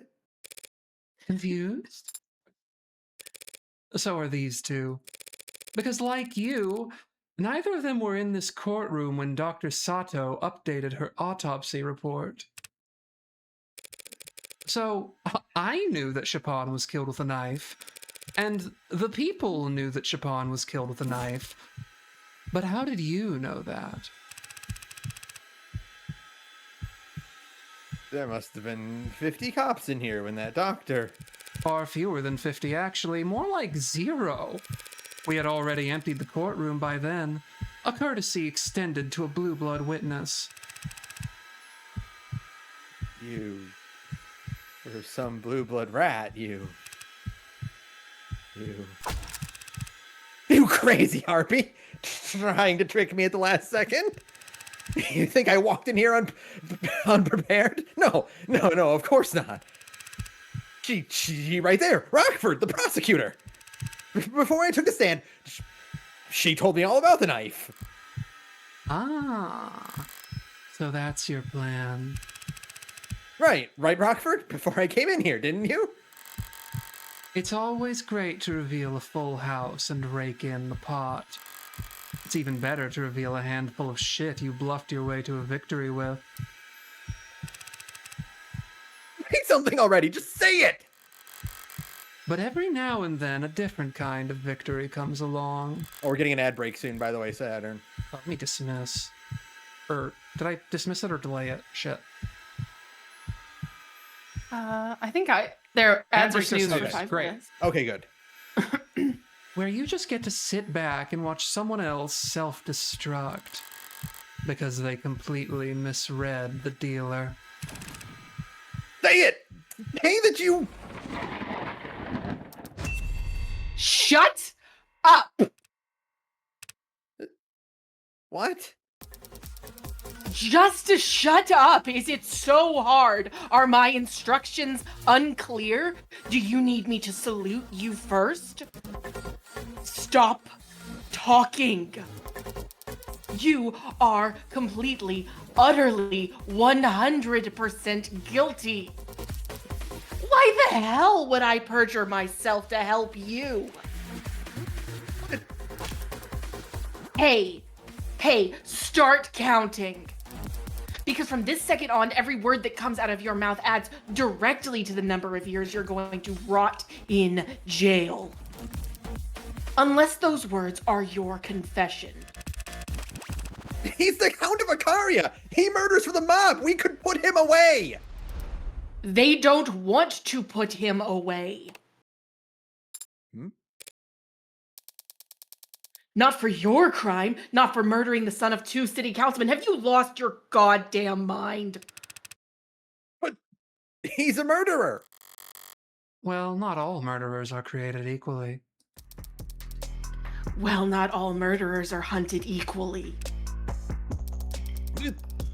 Neo-ability assassinating each other, let it ride, keeps them divided.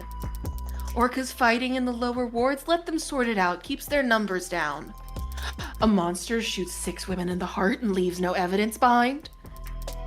Call us back when he kills someone important. Good to know. I'll keep that one in the back of my head.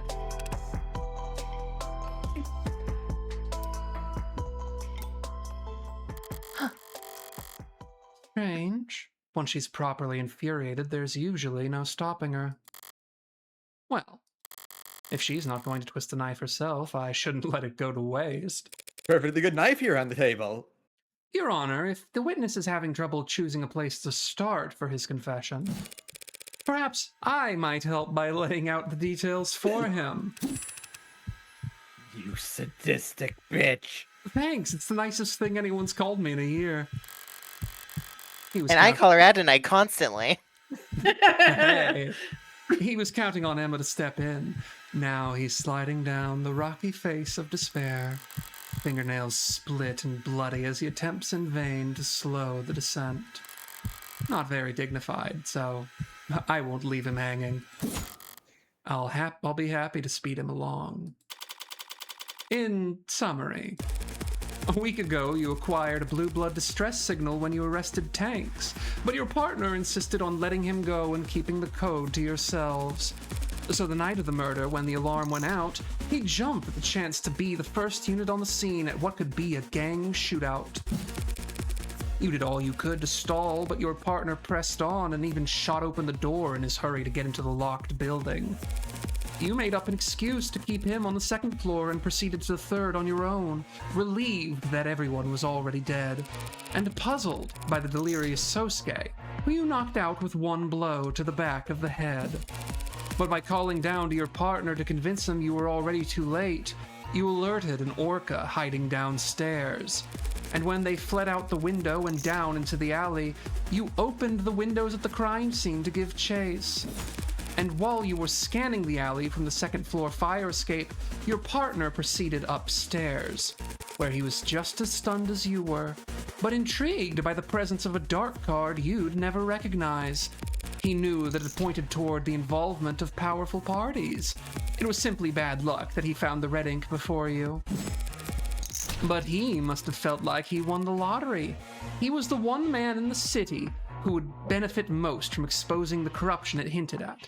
Also, thank you to whichever of you actually snoozed the ads for me. I didn't realize you could do that. I gotcha. He must have been salivating at the opportunity right in front of you, standing in the blood without a second thought. You'd taken the knife from Sosuke, hadn't even thought about it up until that point. You knew once the rest of the force arrived, there'd be no stopping the red ink from going on the record. You had one chance to blot it out for good. That's all. That's all a lie. Just smoke and mirrors, tricks and guesswork. The Hound of Ikaria is standing right there next to you. The Blue Bloods themselves even tried to kill him, right all in front of us. No, they didn't. Excuse me? I have it on very good authority that Blue Bloods wouldn't want my client assassinated. Oh, I'm sure. So considering where the shooter was and the direction he was aiming, the only person he could have been aiming at would be, well, you. What the hell are you talking about? Seems like the old guard wanted to make sure there'd be a swift punishment for letting Prop 492 blow up. So you can keep protesting your innocence if you want. It might work out. And you might be able to avoid the next Blue Blood to come after you, and the next after that. You might survive just long enough to end up the only casualty in a tragically unavoidable case of friendly fire. You're... Blues coming after you from above and below. Who gets there first is a coin toss, so tell me. You feeling lucky? Well? Ew. Any questions? You and this DA, you're Officer? both. You're all out of your damn minds! Fold, bitch. Eat shit. Take that L. Eat shit, asshole. Fall off your Uh-huh. horse. Fuck the police, asshole. By the way, my favorite number is 1213, just so you're aware.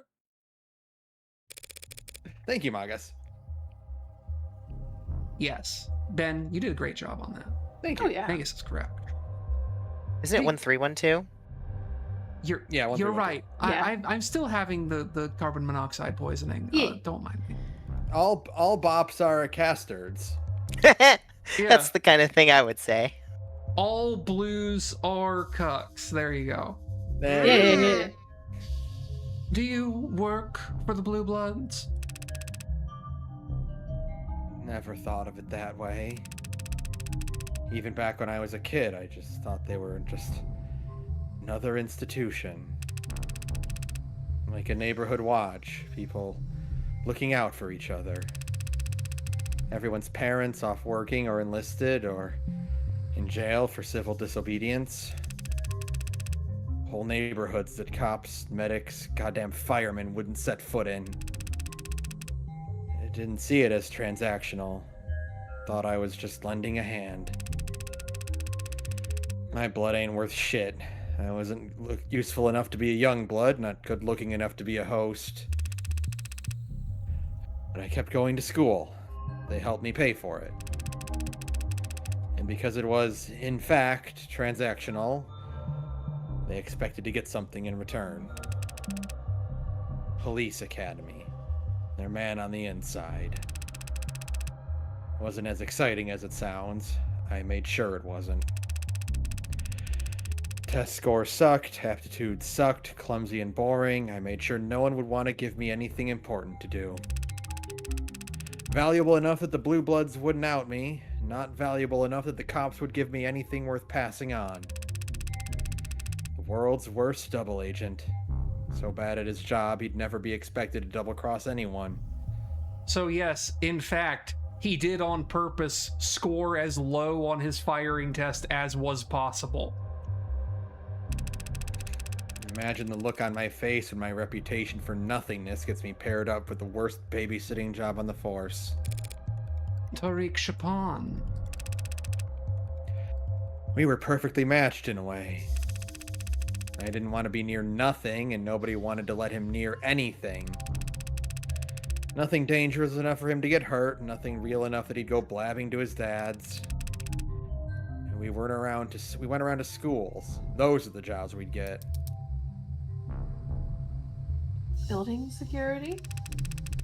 Morning assemblies. Telling the kids what cops do. Here's how to call for help. We were a goddamn joke. There are worse things to be. You think I don't know that? You think I give a shit that kids were laughing at us in the back of the class? The teens were throwing soda cans at our cars? Good for them. At least they were having fun. Tariq was never having fun. He was just burning inside. Humiliation and bile, a stomach full of it. If he hadn't found the code on tanks that day, I don't know. The guy would have either put in his 2 weeks notice or just drawn his gun and walked to the nearest Orca mansion. So when you two arrived at the building, Happened like the defense attorney said. I told Chapon some bullshit about smelling contraband on the second floor. He started poking around. And I went straight to the third floor because that's where the bosses would hang out back when I was a kid, or they'd give us spare change to buy their groceries and pick up their laundry. Never met this creek or this pod in my life until we stopped on Cortan. Different gens. And I'd never seen anything like the bloodbath in that room. All 4 of the pod were dead when I got there. Believe me, don't believe me. I ain't no hound of Icaria, and I don't even think he could have done that either. Could considering how he stumbled out of that water closet like a bloody water balloon. It did whack him on the back of the head, but my hand to God, I'm not convinced it did anything. Face down in the blood out like that, couldn't have woke him up with a nuke. Honestly, I had completely missed it from the first read, but him using water closet followed by bloody water balloon is now just making me retroactively imagine Huey sounding like your average like British YouTuber. True. Yeah, if I had known that line, I would have taken this character in a different direction. If we get fully voice acted of the devil, like official professional, I mean, obviously, I nominate myself to be included, obviously, and all my friends. Well, obviously. Yeah, of course. But if we could get Harris Bomber Guy to play Huey Rogers, I think that would be good casting. I mean, honestly, it's in hindsight, his name is fucking Huey. I should have been making him British. That's okay. When the hound dropped, I searched him, followed protocol, found that knife in his hand. And I called down, said everyone was dead, that Blue Blood bolted, Tariq called after them. And yeah, I opened the window and tried to follow. I guess Tariq didn't know the ladder was out, figured I would chase him down, because by the time I stepped back inside, he was upstairs. And I walked up those steps expecting him to be puking, crying, shaking, I don't know. Instead, he just starts yelling down, happy, ecstatic. He can't believe this scoop of the century. And I realize I know what he's talking about. Your Blue Blood superiors let you know about Prop 492? Lots of people knew the deal with Prop 492, even non-blooded civvies. Nothing wrong with any of that, so long as it stayed a rumor. So long as the states didn't know we knew where the billers were going to be built. It was a nice thing, believe it or not. People in the lower wards whispering about big money coming in. Little excitement to look forward to. Tariq was excited, too. All he could see was forward. Barely reading the words in front of his eyes. Not giving a shit about anything behind him. Not caring about what he was trampling over. I didn't plan on doing anything, if that matters. If you care. I was moving slow, but I wasn't trying to hide. After taking it off the hound, I still had that knife. That goddamn knife in my hand. You all seem like educated people, so I take it none of you believe in evil. Well, I didn't say that, but continue. I mean, We believe in evil down in the lower wards. It's like a fog. Hangs around certain people, places. And it poured off that knife like a water fountain. the devil made you do it? I haven't heard that one in a while. If it wasn't for that dark card being there. You know, Tariq told me once, said he wanted to become mayor. I just did the stupid fake laugh and told him he had my vote. I don't know why I did that. I shouldn't have done that. Laughed at him? Shouldn't have lied to him.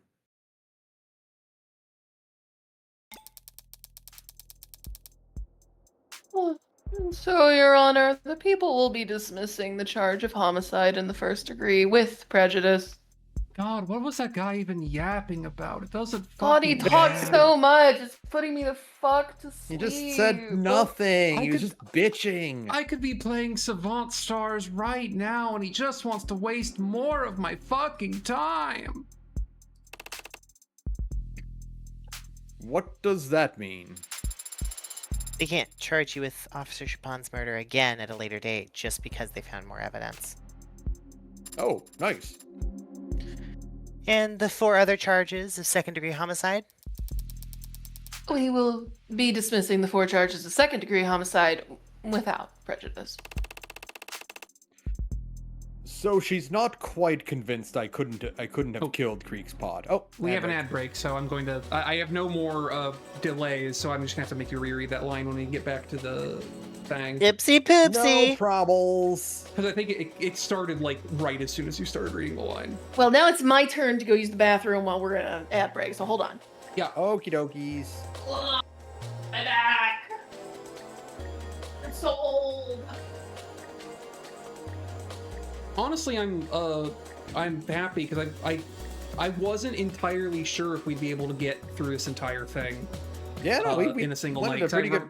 I was like, I remembered where we were getting, but I'm like, I was like, fuck, I don't remember how long it takes to because there's a bit they have you thinking maybe Han could have done it or been accessory to it at the very beginning, and I'm like, well, I know we still have to go through that whole bit, and I don't remember how much of that is, Mm-hmm. We're back from the ads, but Sarah had to step away. But I mean, and she heard you say it, so you just want to reread Sosuke's line here before we. Sure. So she's not quite convinced I couldn't have killed Creek's pod. Now we'll wait here until Sarah gets back. And you might be saying, audience, but Saturn, Sarah's right there, just off center of the frame. Wrong Sarah.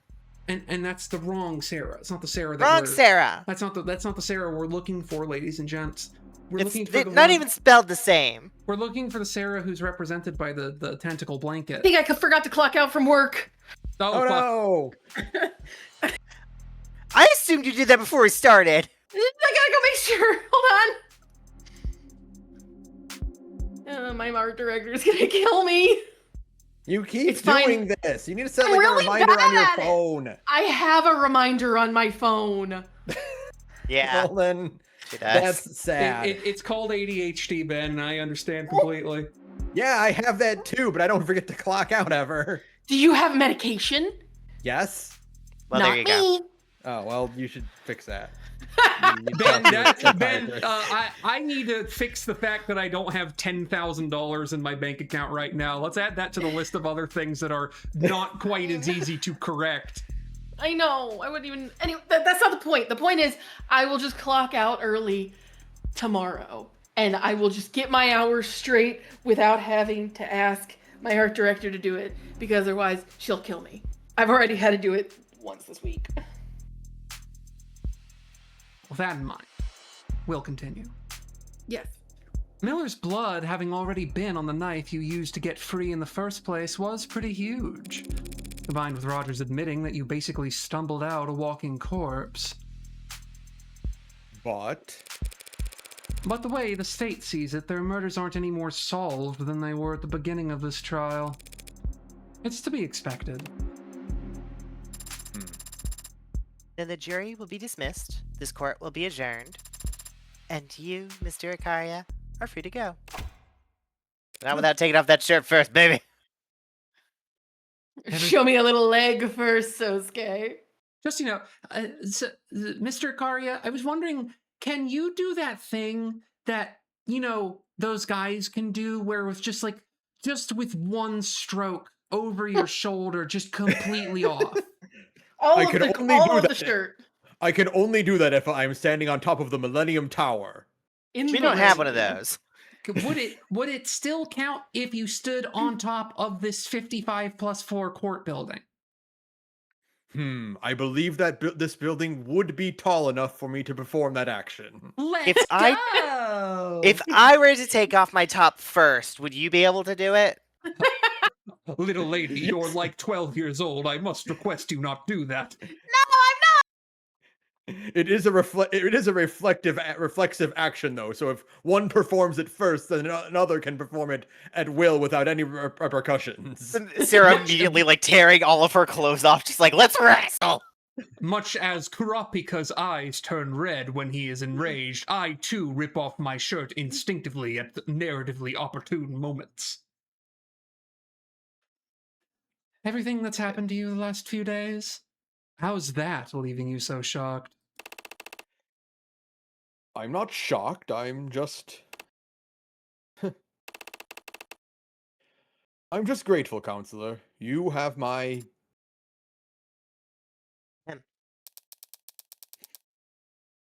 Your Honor, is there perhaps something else you wanted to say? Well, if you insist. I guess for some reason, even though the jury's been dismissed, since actually their job did his part, the charges were dropped. I have a strong, overwhelming urge to say, not guilty. No, that needs to be bigger. Maybe I cast ye innocent. No, that just sounds dumb. The lights are playing her out. I love her so much.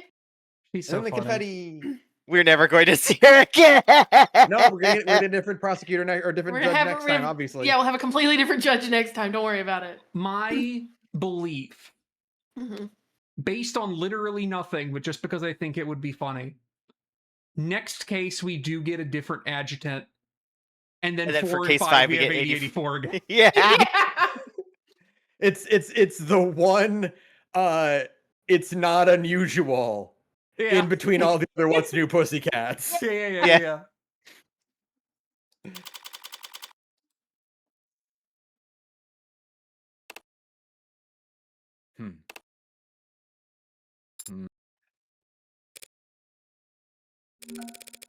So, how do you plan on celebrating? I don't know. We won, in case you two somehow missed it. And won so definitively that the police and even the Blue Bloods can't hold a grudge. Right. My apologies. I'm grateful to you, of course. It's just that I still haven't gotten an answer to the question that's been haunting me. How many licks does it take to get to the center of a Tootsie Pop roll? They've been outlawed for 20 years. After the incident. Oh yes, I am familiar How many with licks the does it take incident. to... I know exactly what incident that is. How many licks does it take to get to the center of your tootsies? Sarah, Even shut more. down.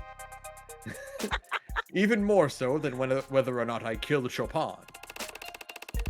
Someone slaughtered Creek's entire pod. Then they had my life in the palm of their hand And framed you, Sosuke. I don't think they were doing you any favors. and yet they did. They let me live.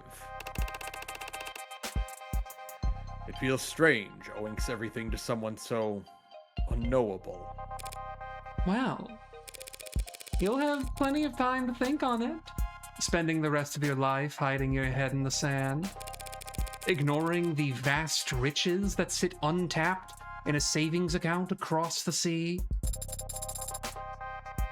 I don't know. He's made his stance quite clear. Well, I'm just saying, if he doesn't want it, maybe he should give it to me.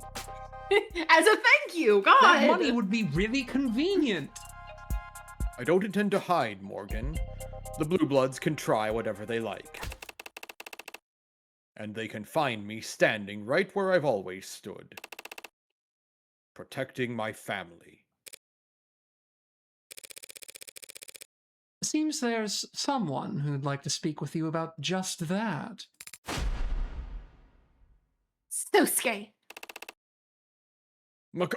Young Master! Please forgive me, young Master. I've failed you, repeatedly. I'll accept any punishment. Very well. 108 years of manual labor. Oh. Yeah, that's about as merciful as I expected. At least he picked a good number. 100 and... Of course, young Master. You'll need to spend that sentence serving as my head of security. So that I know you're actually doing it. And that means you won't be able to do other jobs anymore. Even ones that the elders ask you to do. Even delivering messages. No more assassinating people. No more killing people. You just have to hang out with me forever. So says I, Emperor Baby. It's a punishment handed down by the heir to the noble house Ikaria, Sosuke. Who could possibly overrule it? Sparkles. Sparkle, sparkle. As you say. I'll start right away if you don't mind. That's probably wise. Grandfather is outside in the motorcade, and he's had nothing but criticism for the current formation. The chairman is here? He came here? Probably just happened to be on his way to the airport. He is Counselor Morgan. Surprisingly astute of you. Though he is leaving quite early, he just wants to get to the airport. I mean, that is what you do if you're, gestures at Sosuke. Sosuke's like, well, yes, that's what you do. That's just what you do normally. Everybody knows to leave 3 hours before. Sometimes, Yeah, obviously. sometimes you just get to the airport like 4 hours early, and you're like, well, at least I'm here on time. Well, Yeah, at I least mean, you just sit in the terminal and you just wait. You like fucking. It's fine. because Get a what coffee are you or gonna do? something. Roll the dice on the fucking security line being Yeah. super long? Absolutely not. God I've forbid. never, ever in my life regretted getting to the airport early. Not Never. once. None of our private planes are even fueled. It seems to be a universal truth that old people like to get to the airport. Shut early. up! Shut up, being Sarah. old right now. Shut up, Sarah. That sounds very wise, Sarah of House Paralegal. Who are you coding? Then, if you'll excuse me for a moment, counselor. Post 9/11 millennials. Yeah, feel free to take Sarah with you. Pardon? If you don't let her look at your tattoo now, I'll never hear the end of it. That's Huh. Yes, well, that's...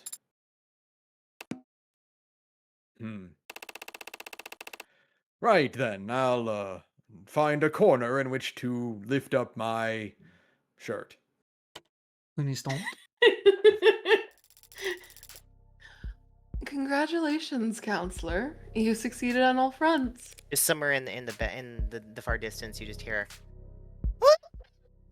No, Discord ate that one, but I could hear it from Discord the got other room. Discord got the very beginning of it, which is enough. Thanks. Not satisfied? Makoto seems to be in a good mood. If you ask him for a bonus now. Shouldn't I just negotiate with my employer directly? You're the one who hired me, aren't you? At the very least, you're the one who put my name forward to Makoto. It's easy to see, looking back. You're the only one who's acted in Sosuke's interest this entire time. Who isn't a child. And? What of it? Why me? Why does it matter? Because I value my privacy. I want to know why a woman with your resources would put an ant like me under her magnifying glass. Such cruel metaphors you employ. Such cruel and correct metaphors you employ. You are like an insect to me. you are like nothing to me, but it's fine. Someone who values their privacy that much should, in the future, avoid directly confronting the board of multinational corporations. Noble's board of directors? You were...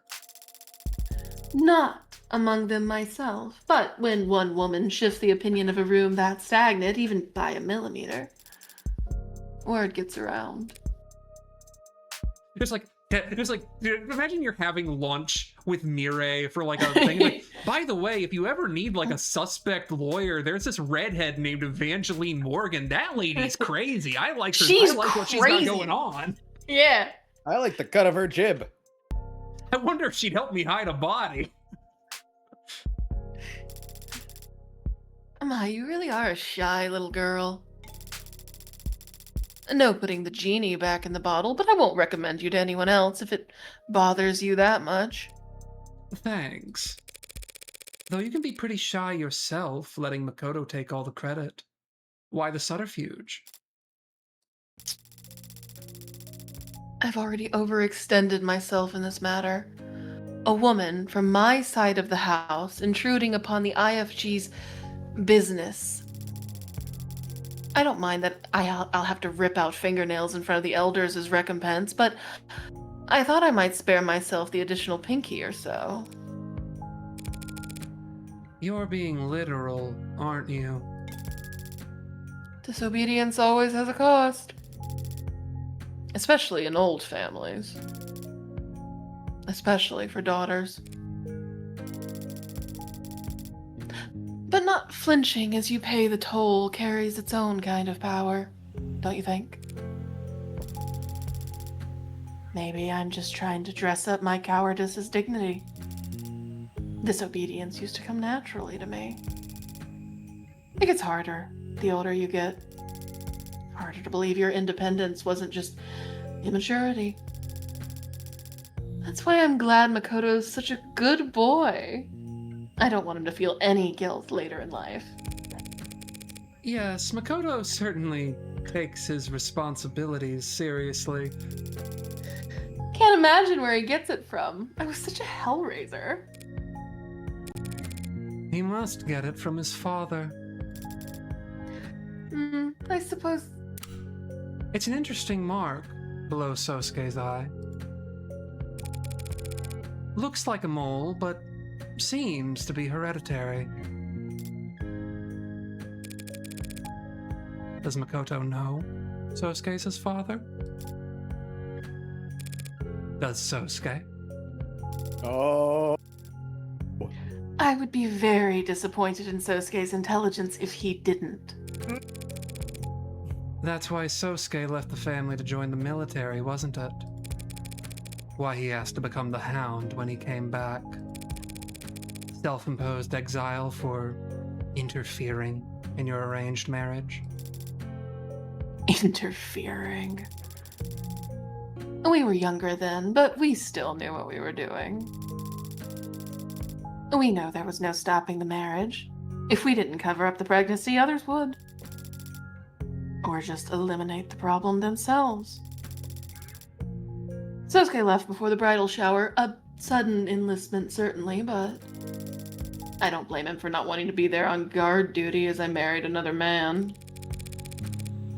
If Makoto is Sosuke's son, though... Oh my god, so I was right a shit zillion years ago anyways! That's Oh my right. god! I had to bite my tongue real hard. I was right! Yes! Oh. You have no idea when you had that first conversation and you just went, "Oh, they're fucking," and I just had to bite my tongue so hard.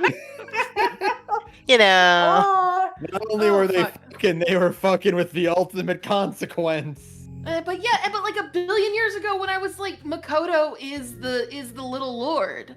Remember?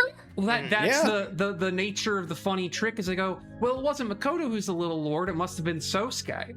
And the answer is, no, Sosuke is the little lord. It's just, it could also be, like, Makoto could also open it. I'm so smart.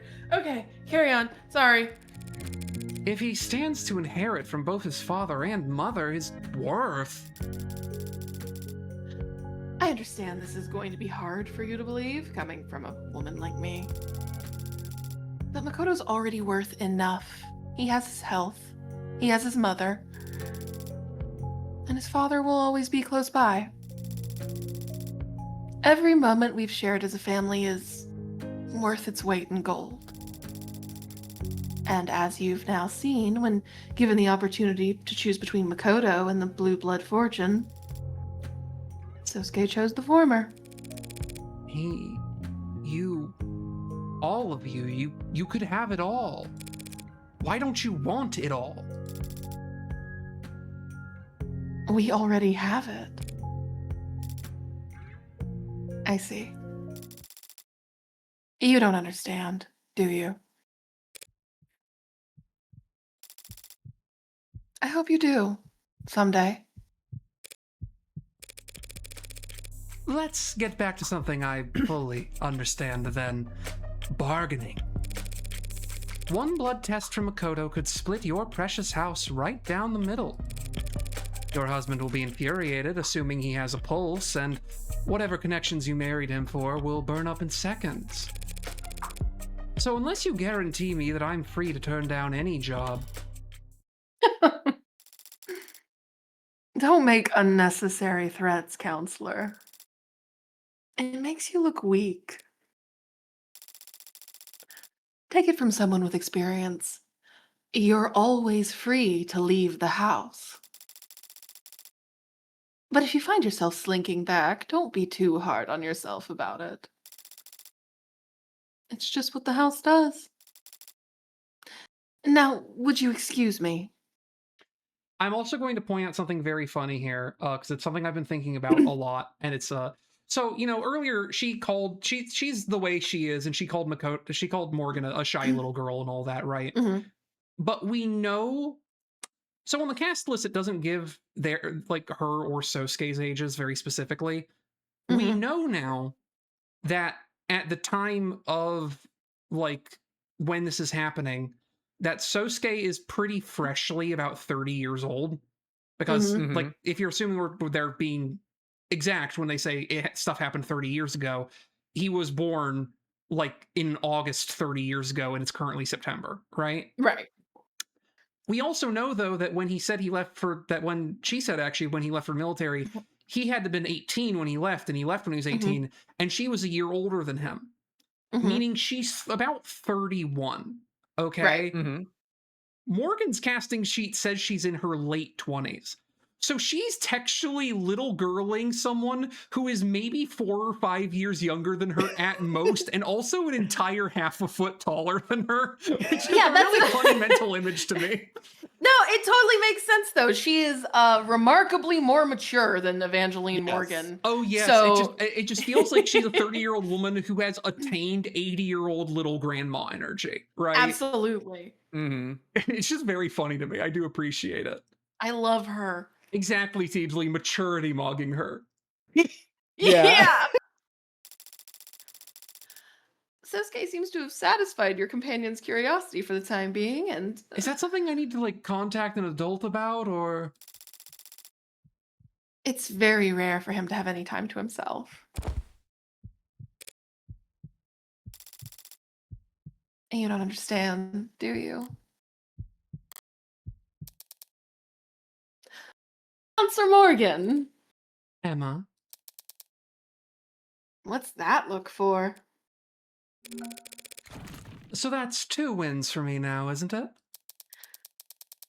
After Rogers went nuts and perjured himself all over the place, you're calling that shitstorm a win? It definitely wasn't a loss. You're ridiculous. Thanks, by the way, for letting things play out as long as they did. I imagine you wanted to put the brakes on things a number of times back there. But now that it's all out, my client won't be getting knifed by cops or blue bloods. At least not for anything he didn't do.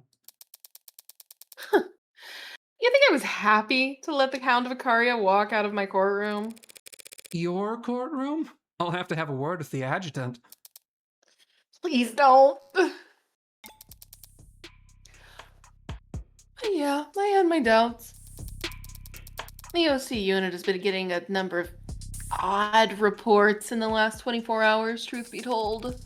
What do you mean? Bursts of anonymous tips about figures in red being spotted around Creek's place before and after the killings. Figures in red? Right?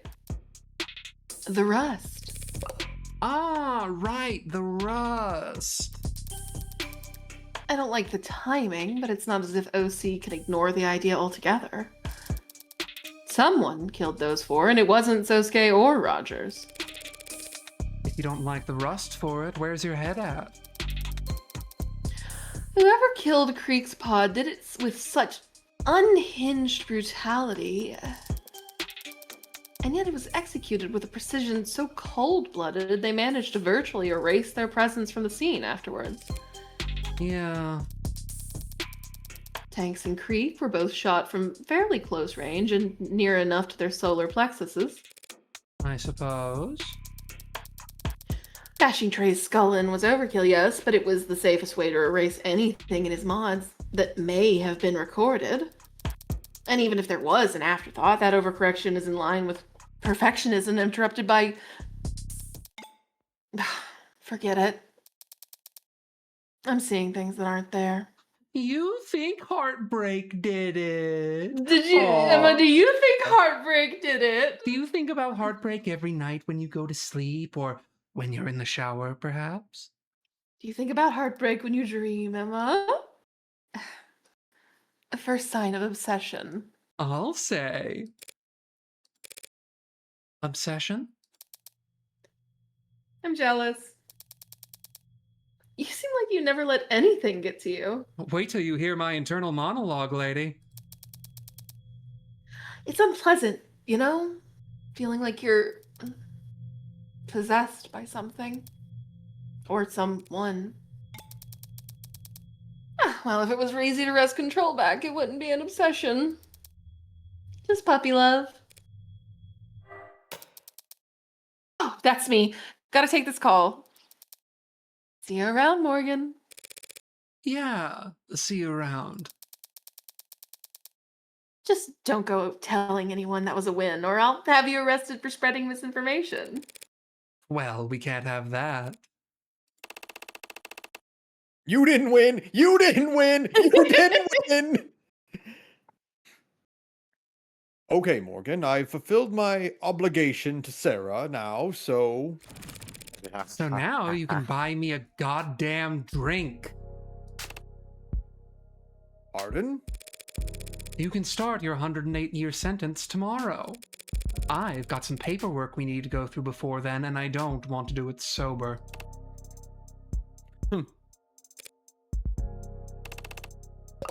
Oh, you're serious. Of course I am. Everyone knows it's tradition for a client to buy their lawyer a drink after beating charges like this. And in this city, they take them to this one special bar, Kinski. I've never heard of that tradition. It's an Albany tradition. Or that bar. Yes, well, you've lived a very sheltered life under the roof of House Icaria, but I forgive your ignorance. Time for you to put the fat wallet you've been accruing the whole time to good use. I suppose I do owe you a great deal. Very well. But first I must inform Lady Mireille and the young master. Go right ahead. Go tell your wife and child. Oh, wait, shit. Don't worry about it. Be my guest.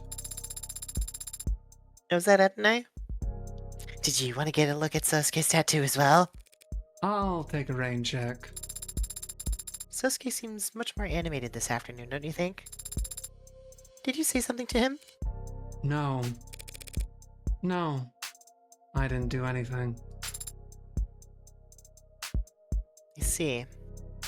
Hey, Adonai, why does he look so happy around that woman and that child? Is there like a reason for that? Then perhaps his injuries were just taxing him more than we realized. I've been You don't think he... I've been sitting on he this says shit post for forever and haven't been able to make it because I didn't want any of you to see it. But I'm just I can't had say that. this shit post comic in my head about just Sarah having a dream and asking like, "So, Mr. Sosuke, what's your favorite movie?" And he's like, "Well, I really like the Royal Tenenbaums."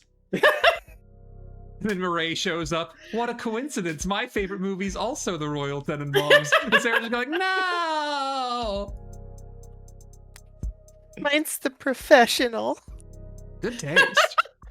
Also a funny addition to that punchline. Yeah. Sarah's definitely got in his prime fucking Jean Reno like Pinned up in her little photo room. book, you know. Yeah. That's her phone Yeah. background. That must be it.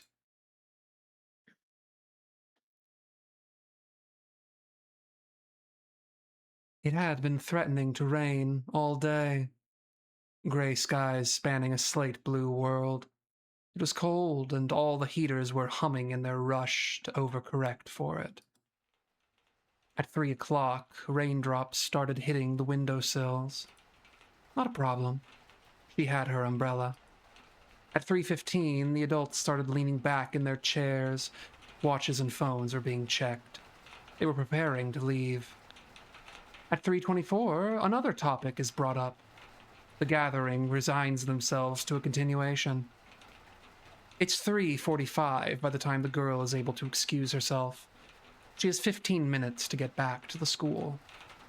Hardly impossible on foot if she hurried, but she could have asked to be driven there. For some reason, the thought never crossed her mind. She hesitates at the door. She'd left her umbrella behind, back upstairs. It's not like her to be so absent-minded. The smart thing to do would be to go back up and get it. It's 3:49. At 3:51, she's jogging. A non-committal yet still undignified rush. When she sees the time on her phone roll over to 3:52, she starts to run. She hates running. A small part of her considers sending a text. She'd never been the one to text first. And to think of it, she'd never been the one to text second. She only had one number in her phone's contacts, after all. At 3:56, the school gates are in sight. Her eyes had been straining to see them. She wasn't looking down. Her knee stung in a shallow, sharp way. The palms of her hands were embedded with specks of gravel where she caught herself. Rain-diluted blood ran faintly down her leg as she dripped water onto mundanely tiled floors of the hallway. At 3:59, she pauses to at least catch her breath before sliding the door open. If her heart hadn't been beating so loudly in her ears, she would have easily heard the voices behind it. Where do you even come up with this stuff? Hey, I can't promise it's going to be that exciting every week around here, but... Eve, what are you... I thought you had a family thing. Oh, shit, are you okay? What happened? You're soaked and... I thought... Who are all... We're the Mystery Club! Name pending, I hope. I was told the name could change. You were right, Ev. I just went around to people on campus and tried being friendly, being myself, and people started signing up. But forget that. Your knee. It's fine. You must be freezing. Let me give you my coat. Screw it. I'll just carry you to nurse myself. Stop. Ma'am, this girl just showed up and she's bleeding. What?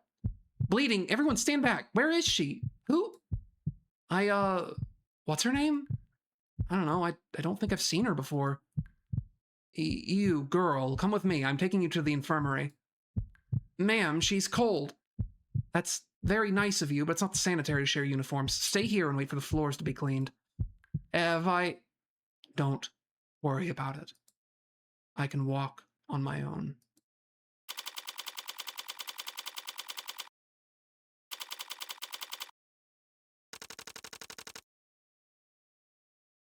And with a little sprinkle of salt just along the edge. There you have it. Oh, that looks wonderful. Thank you. Of course. Just let me know if you need anything else.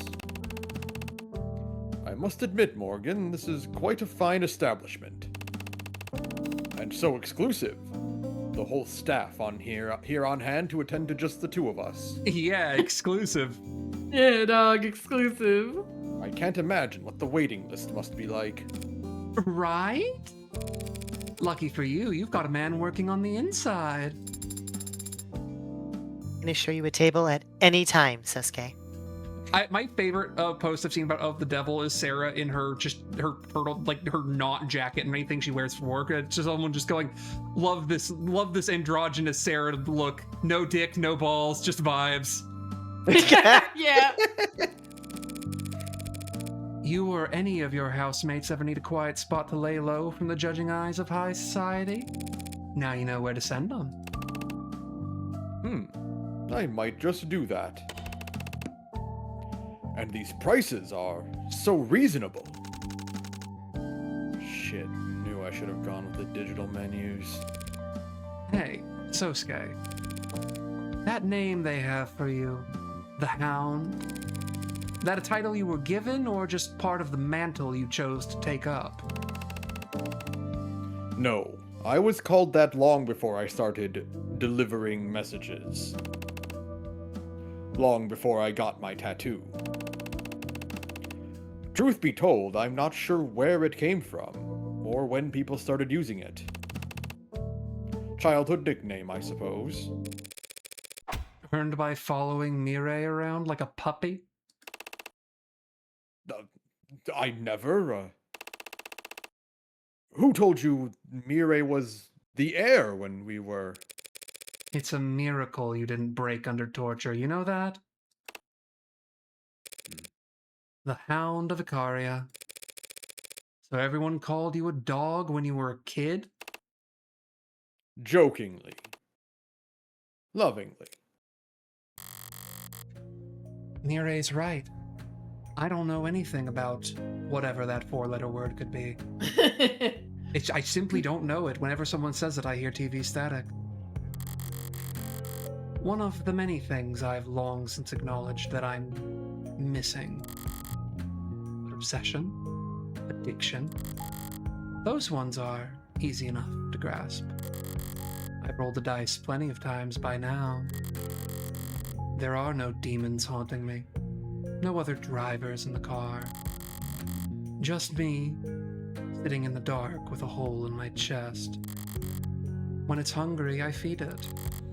But it'll never be full, because the hole was there first, and it built a girl around itself so it would have a place to hide. How can you tell? That they called you that lovingly. I suppose you never know. You just trust. And if you do trust, then that's your answer. And besides, what's insulting about being compared to a dog? Always saying this. Everyone loves dogs. Probably even you. What the hell's that supposed to mean?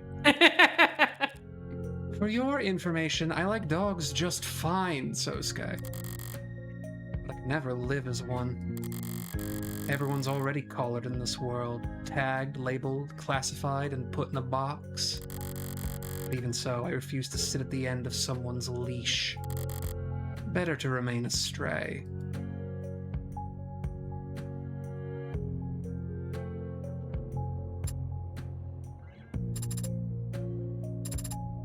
Did we do it? We did it! We have finished episode We 2 did it!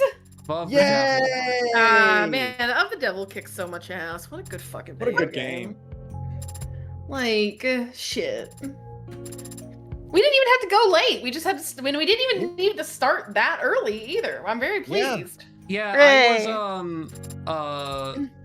I wasn't sure because like I think I mentioned this while you were gone, but like Mhm. I remembered like effectively what the progression of the last case was in terms of we have a whole bit where we suspect Han for a little bit and then we move on to Huey.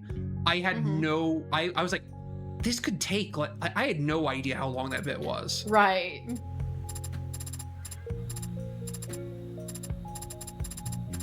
Longer credits and special thanks this time. Yeah. Still so good though. That's Good right. game. A game by Encircle of the Devil episode 2 is due. Finito. Oh, I love him. oh no.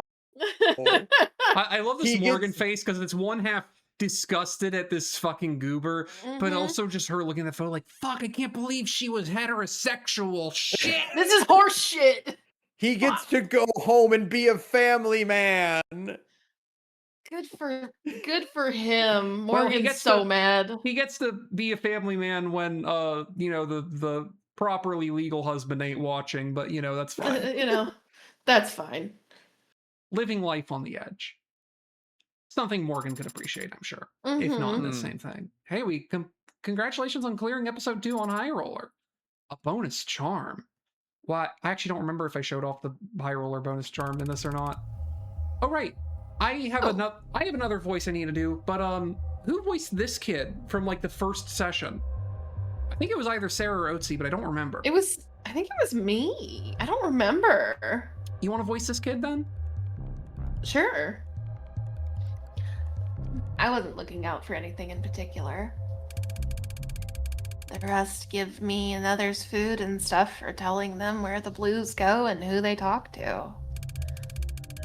My shoes have been feeling too small, and the blue guys in that building had been really busy lately. I thought if I hung around there, I might see something the rest would give me new shoes for. But I never saw anything worth anything. So you gave up. No. I got scared. What scared you? You won't believe me. No one believes me. Everyone says I'm a liar. Everyone says I'm a liar, too. Are you? I can't remember. You see, somebody took something that belonged to me. I don't feel right without it. But I think you could help me find it. What'd you lose? My face. I saw the red hood. Except she was a lady, not a girl, and she didn't have her hood up. I didn't get a good look at her face, but she was all red. Red hair? What's this? Gold. Thanks. But are you sure? I wasn't any help. You've been a huge help. Now I know to look for red hair. I've tracked more elusive prey with less. Yes! Yay!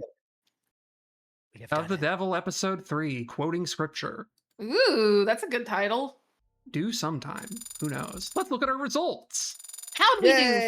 folks? We found 7 articles. We got 22 profiles. We learned 34 key terms.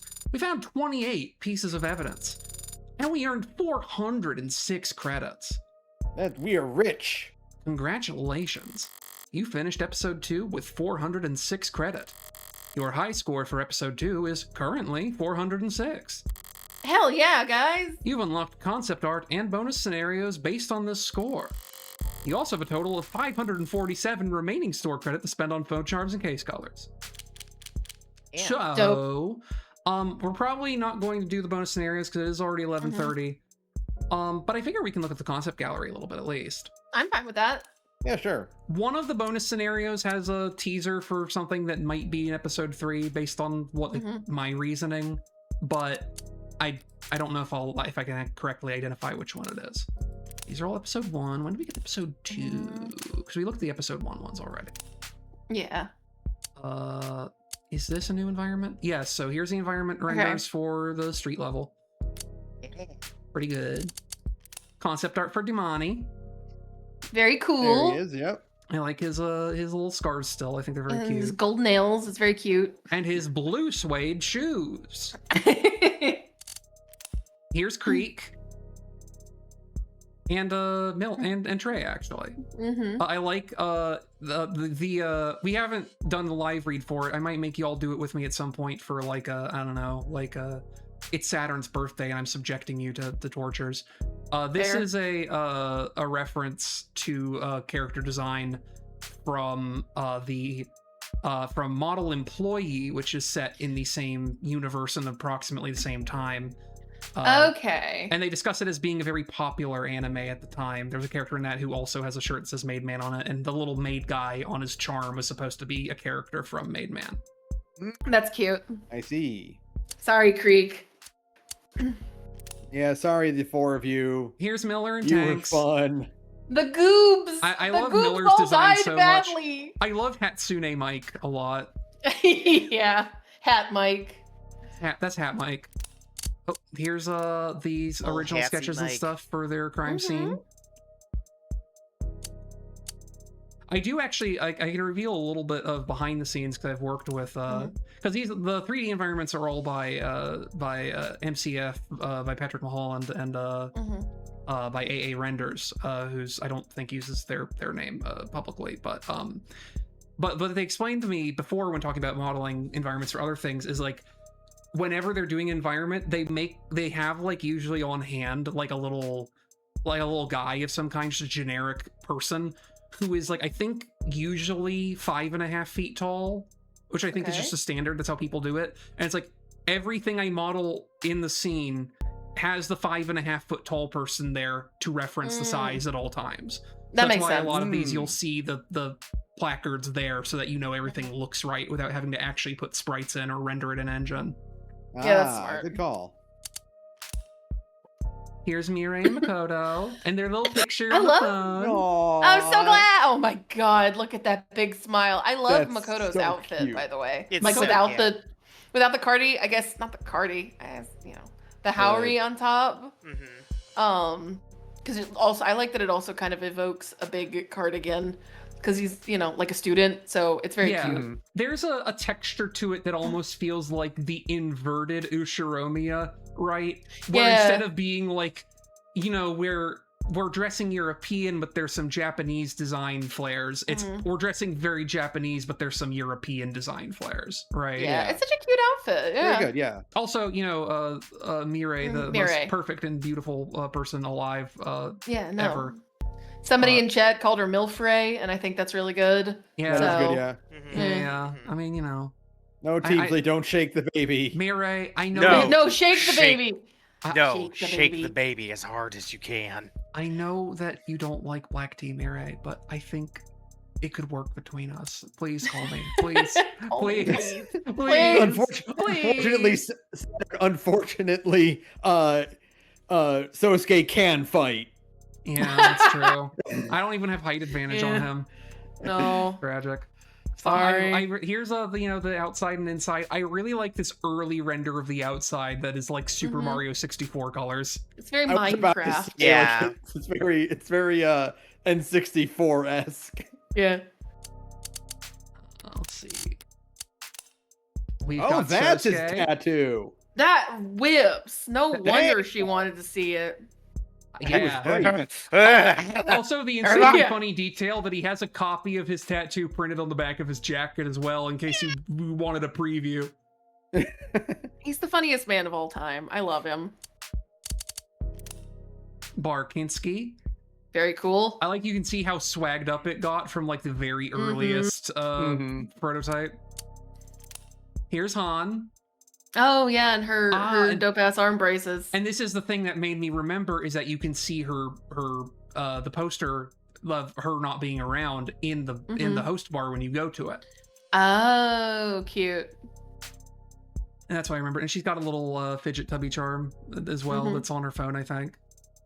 She's great. I love her character design a lot. Here's Huey and Chapon. Mm-hmm. Old dork asses. I forget who. I think it was Bran, friend of the show, by which I mean friend of the me, who just said just imagine like looking at this just imagine the noise he makes walking around with all that shit clipped to his Yeah. belt at all times. Like a fucking pockets full of change. Yeah. This is the host club, I think, right? Mhm. Yes. Yes. London's been a hot there. minute. He doesn't get to be Yeah. there in actuality, though. Oh, Look at both them of when our they were hot young. old people. I know they're so good.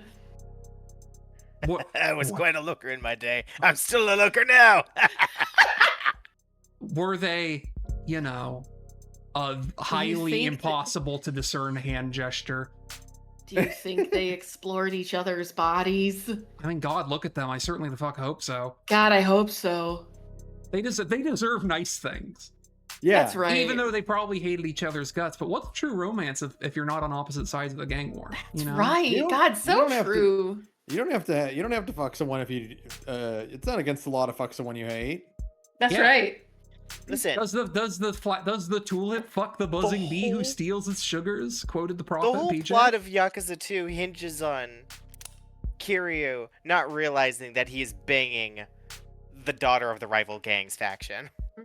God. Look at little baby Morgan. There's Man. that's the reveal. They tricked you into thinking that this was someone in the early dreams that Morgan was crushing on or something, and then revealed no, that was Morgan crushing on someone whose dialogue we weren't allowed to hear in those scenes. It's so good. Also, Man, you get a good everything- picture of what the no mask is supposed to look like down here, which I appreciate. Everything about those high school flashbacks made me really, really depressed and feel bad for Morgan. I know. I do also, and I don't know if I commented on this specifically, but I do love the idea because, like, there's a bit talked about in like discussions of the thing, like the idea that. So we've seen that Morgan is kind of wildly just not tuned in to when people are discussing like romance or sex or making passes at her, let's say, in the case of our dear sweet Farah, who has no game at all, unfortunately. But the idea that like she did pick up when Creek was trying to hit it on her, but being because I think she went down to the lower wards like with an outfit that shows off a lot more skin than she normally would. Like she stays completely covered up for the most part, as though she's like entering I'm trying to be sexy mode, but also her I'm trying to be sexy mode is still every inch of skin that isn't my face or my ankles is still covered by something, even if it's mesh. And like she has the exposed midriff, but she wears the jacket the entire time. She never. You have takes it no off. idea. Yeah. Yeah, exactly. This is It's just so the funny. most vulnerable she can allow herself to be vis-a-vis skin uncoverage, which I think is very funny. I She's love the her to funniest pieces. character of all time, folks. The way she gets Huey to finally crack is one of the funniest like gambits I've ever seen. Like a video game lawyer take. I love it. It's so funny when they pull that off. When they do Oopsie. Oops, did I do Oopsie. that? I want to see if I can identify which of these is the one. That's the thing. So we can do at least these two, I think, if we think we have the time. I don't think we have the time for that. I gotta go to bed. Damn it. In that case, Sorry. for the people at home, what I might do is as like a bonus or something. I mean, I don't want to commit myself to it, but I might go back and read these. Yeah, deleted and received are vital. What I might go do is at some point just do a solo read of these and put it on YouTube as like a bonus episode or something. And then I can just send that to y'all later.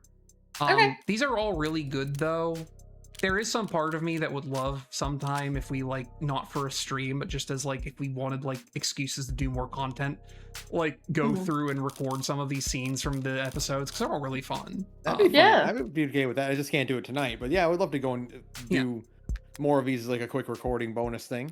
Oh, and real quick before we switch, let's go there she is. Oh, There's my little baby. I think I did That's show me. her off before, but there she is. That's my little baby. She's the best. There's so many. Check me There's out, so many haven't I? good I'm ones. a real playboy bunny. Yeah, there we go.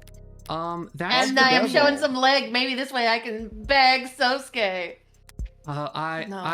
It's so funny that she doesn't actually get to learn that incredibly important detail. Yeah. She's got to be a home wrecker first. Gone Oh, bate, God. Sarah. Gone bate. We're rooting for you, Sarah. Kinda. Well, now we're gonna go to the sign off. Yeah. But folks, thank you so much for watching, for my friends, for voicing of the devil with me, and all of you at home for watching of the devil with us. I don't know when our next stream is. I don't know what I want to stream next, whether these guys will be around for it or not, but I hope you'll be there then too. And if you do want more voice acting lawyer works, we still over on the Gorge podcast. We still got case and a half of Investigations 2, and then all of the Great Ace Attorney 1 and 2. At some point, Yes, at Jesus. some point, yeah. We'll get there. Maybe. I believe in us. All right, everyone. Well, that's going to do it for us. Thank you so much, and have a good night. Yeah. Good night, everyone. Everyone.